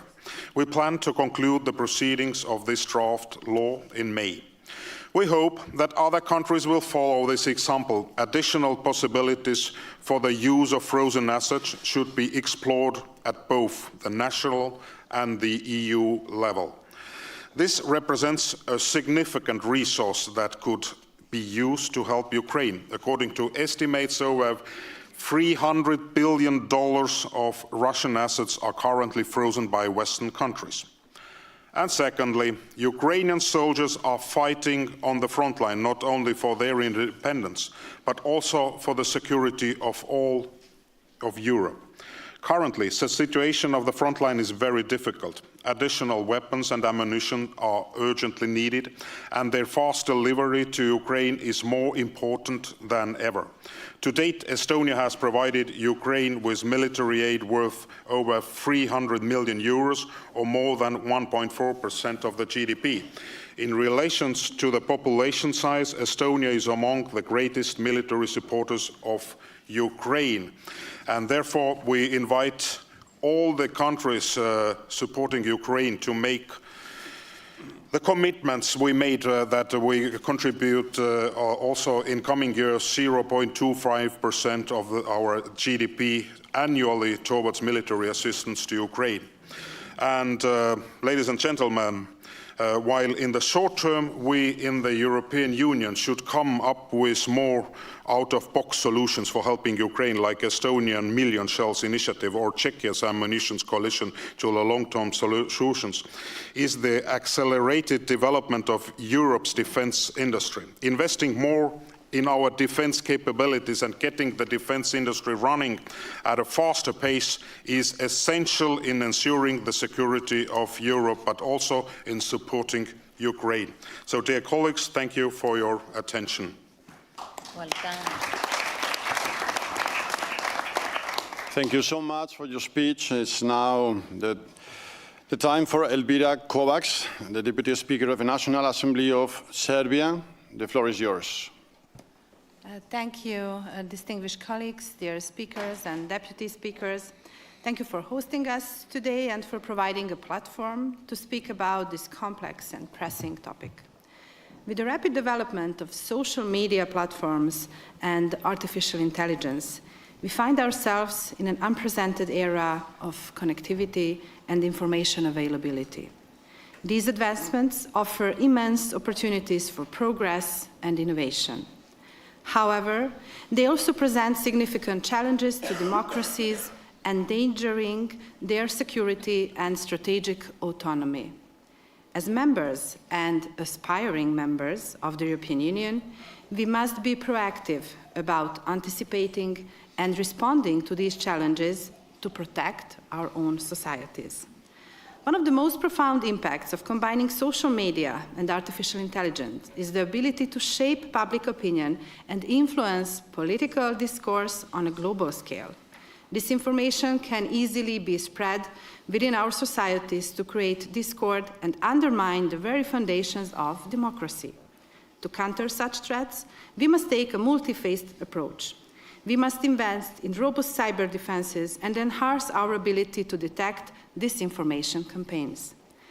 Speaking about disinformation, and I must stress that when we are talking about Belgrade and Pristina relationships, we are facing at least 4 or 5 parallel realities. Realities of Serbian people living in Kosovo and Metohija, reality of Albanian people, governmental realities, even reality of international reports and resolutions. In which point do these realities converge?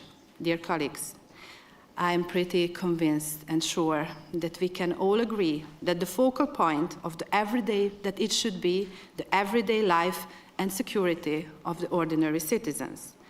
And the other topic, which I'm sure that we can agree, is that the twin challenge for the authorities with diverse population is how to build societies in which minorities are not only tolerated, but respected and perceived as an equal and integral part. Therefore, I must stress that we are really thankful to everyone who mentioned the European path of Western Balkans, convinced that for security and peace, enlargement is important, enlargement of the new candidate countries, of course, Ukraine, Georgia, and Moldova, but also for Western Balkans countries, just to remind you that Serbia has been a candidate for 10 years now, but also I urge you to be sensitive when you take into consideration the application of Kosovo becoming a member of Council of Europe. Thank you for your attention. Thank you for your speech. Let's move on now to the Vice President of the Senate of Italy. So, Licia Ronzulli, the floor is yours. Grazie, anch'io mi associo ai ringraziamenti ai presidenti delle Camere per l'ospitalità e per l'organizzazione. L'autonomia strategica è un fattore essenziale per definire e rafforzare il ruolo dell'Unione Europea nel mondo quale vettore di pace e di stabilità. L'invasione russa all'Ucraina, l'escalation del conflitto israelo-palestinese, ma più in generale il complesso scenario geopolitico impongono però che il tema dell'autonomia strategica venga affrontato soprattutto in relazione al way to manage the strategic autonomy, especially reinforcing our capability of defense. And basically, all the member states have to invest more and together. And within Europe, there isn't a real defense of Europe without the strengthening of our economic independence. And we need to reinforce the energy security of Europe. That means making our strategic resources more concrete and to become a world leader in the field of technology and investing massively in sustainable development, but also promoting democratic systems. And of course, we have to take into account the hybrid and cyber threats coming from third countries. And I'm thinking about cyberspace and artificial intelligence, more and more sophisticated cyber threats. We do think that this technology is a concern, that we have to be prudential and to have to think about the ethics of that. And nations must be sort of bound to ensure the transparency of what is generated by machines, and we have to be aware of the development of these new technologies worldwide. And the development of artificial intelligence can be a threat for states, from terrorism to organized crime, also to hybrid threats. So we have to get the best out of artificial intelligence, trying to reduce the risks at the sort of maximum level, and we have elections in 2024, and on the basis of what I just said, they are a great challenge, and we have to be extra careful, taking into account how important the EU Parliament elections play within the balance of the EU and also against the international backdrop. In this increasingly and ever-changing situation, Europe has to count more, and we have to pursue without conditions the strategic autonomy and independence of our continent. Only if we are independent, we can definitely defend our democratic values. Thank you very much. So now is time for the Speaker of the Chamber of the Deputies of Luxembourg, Claude Bisseler. The floor is yours. Merci, Monsieur le Président, Mesdames et Messieurs les Présidents, chers collègues. Speakers, dear colleagues. Everybody sees what's going on in Ukraine and what the Ukrainian people are doing to defend themselves, the aid that they receive from other countries, and it's nice that it's going to come from the United States. And the European Union has said from the beginning that this war is not just the war of Russia and Putin's Russia against Ukraine, but also against the Western rule and our democratic principles and human rights. And the best show of defending Ukraine is, and we see that this aggression is Russia's hidden war against us, but it is a clear affront, and it is waged on all fronts, and first of all by disinformation, attacking our electoral processes, and using traditional and new media forms to undermine our processes and to destabilize our populations, our people, and to create a veritable parallel reality using the media. Recently, Luxembourg was a victim of a wide-scale attack, a cyber attack from Russia, and several members of our parliament were affected. It didn't make any lasting damage, but it just shows how vulnerable our countries are. I want to conclude by saying that any type of financial, military, and other support we can give is essential, and we also have a combat, a fight against disinformation, manipulation, lies, and hate speech that are used as weapons against Europeans. Our strategic autonomy is also the autonomy, the independence of being able to defend ourselves from tactics that aim to weaken us, our democracy, and our defenses. And also, we see increasing ways that the media can render us vulnerable. The European Parliament has tried to act, but there's much more that we can do at the European level. And the last thing I'm going to say is that this also is a battle of influence worldwide. We see this in Africa and South America, that Russia and other powers are trying to angle to get more influence and weaken our democratic nations. And the answer can only be by banding together as a continent in Europe. Thank you. Thank you very much, dear colleague. And now, last but not least, it's time for Liechtenstein. So, Albert Frick, the floor is yours. Thank you for last not least. Distinguished colleagues, 2024 is a super election year. Almost half of the world's population has the opportunity to exercise their democratic rights. And while this should sound like music to our ears, we are also aware of increasing interferences in public opinion and elections through fake news, deepfakes, and other types of manipulation. While most liberal democracies face sufficient polarization and fragmentation from within, the situation is worsened by interferences from external actors who wish to see an unstable Europe not strong enough to forcefully tackle all the pressing tasks at hand. Be it our economic competitiveness, security, or climate change.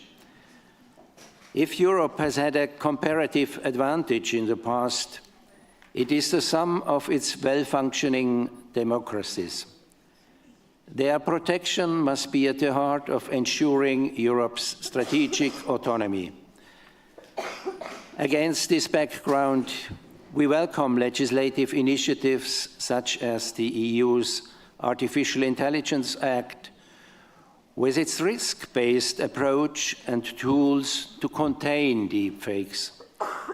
As this act has implications for the EU internal market, Liechtenstein will also incorporate it into its national law due to its membership in the European Economic Area. In the area of artificial intelligence, we also welcome the work of the Council of Europe, which led to the recent conclusion of a framework convention. During these negotiations, my country has constantly advocated for strong provisions to protect human rights, democracy, and the rule of law.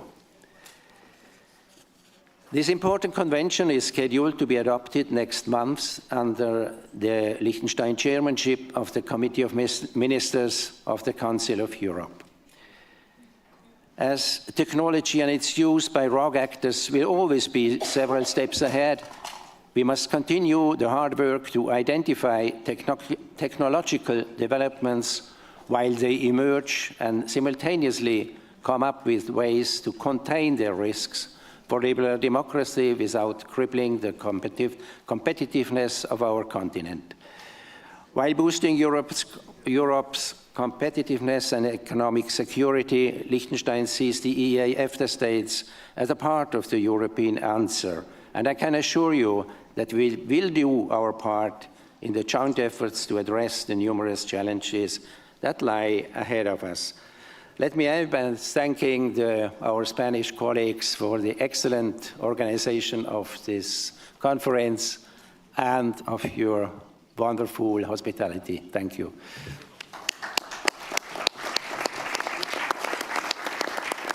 So thank you so much to all of you. This session is over. Thank you for your speeches. Thank you for your commitments, especially the ones who have been directly agreeing of the dangerous situation in Ukraine and the illegal invasion of Russia. So let me tell you that we have now the possibility of visiting the wonderful and very beautiful cathedral of the city at 5:30 p.m. So thank you very much, all of you. See you very soon.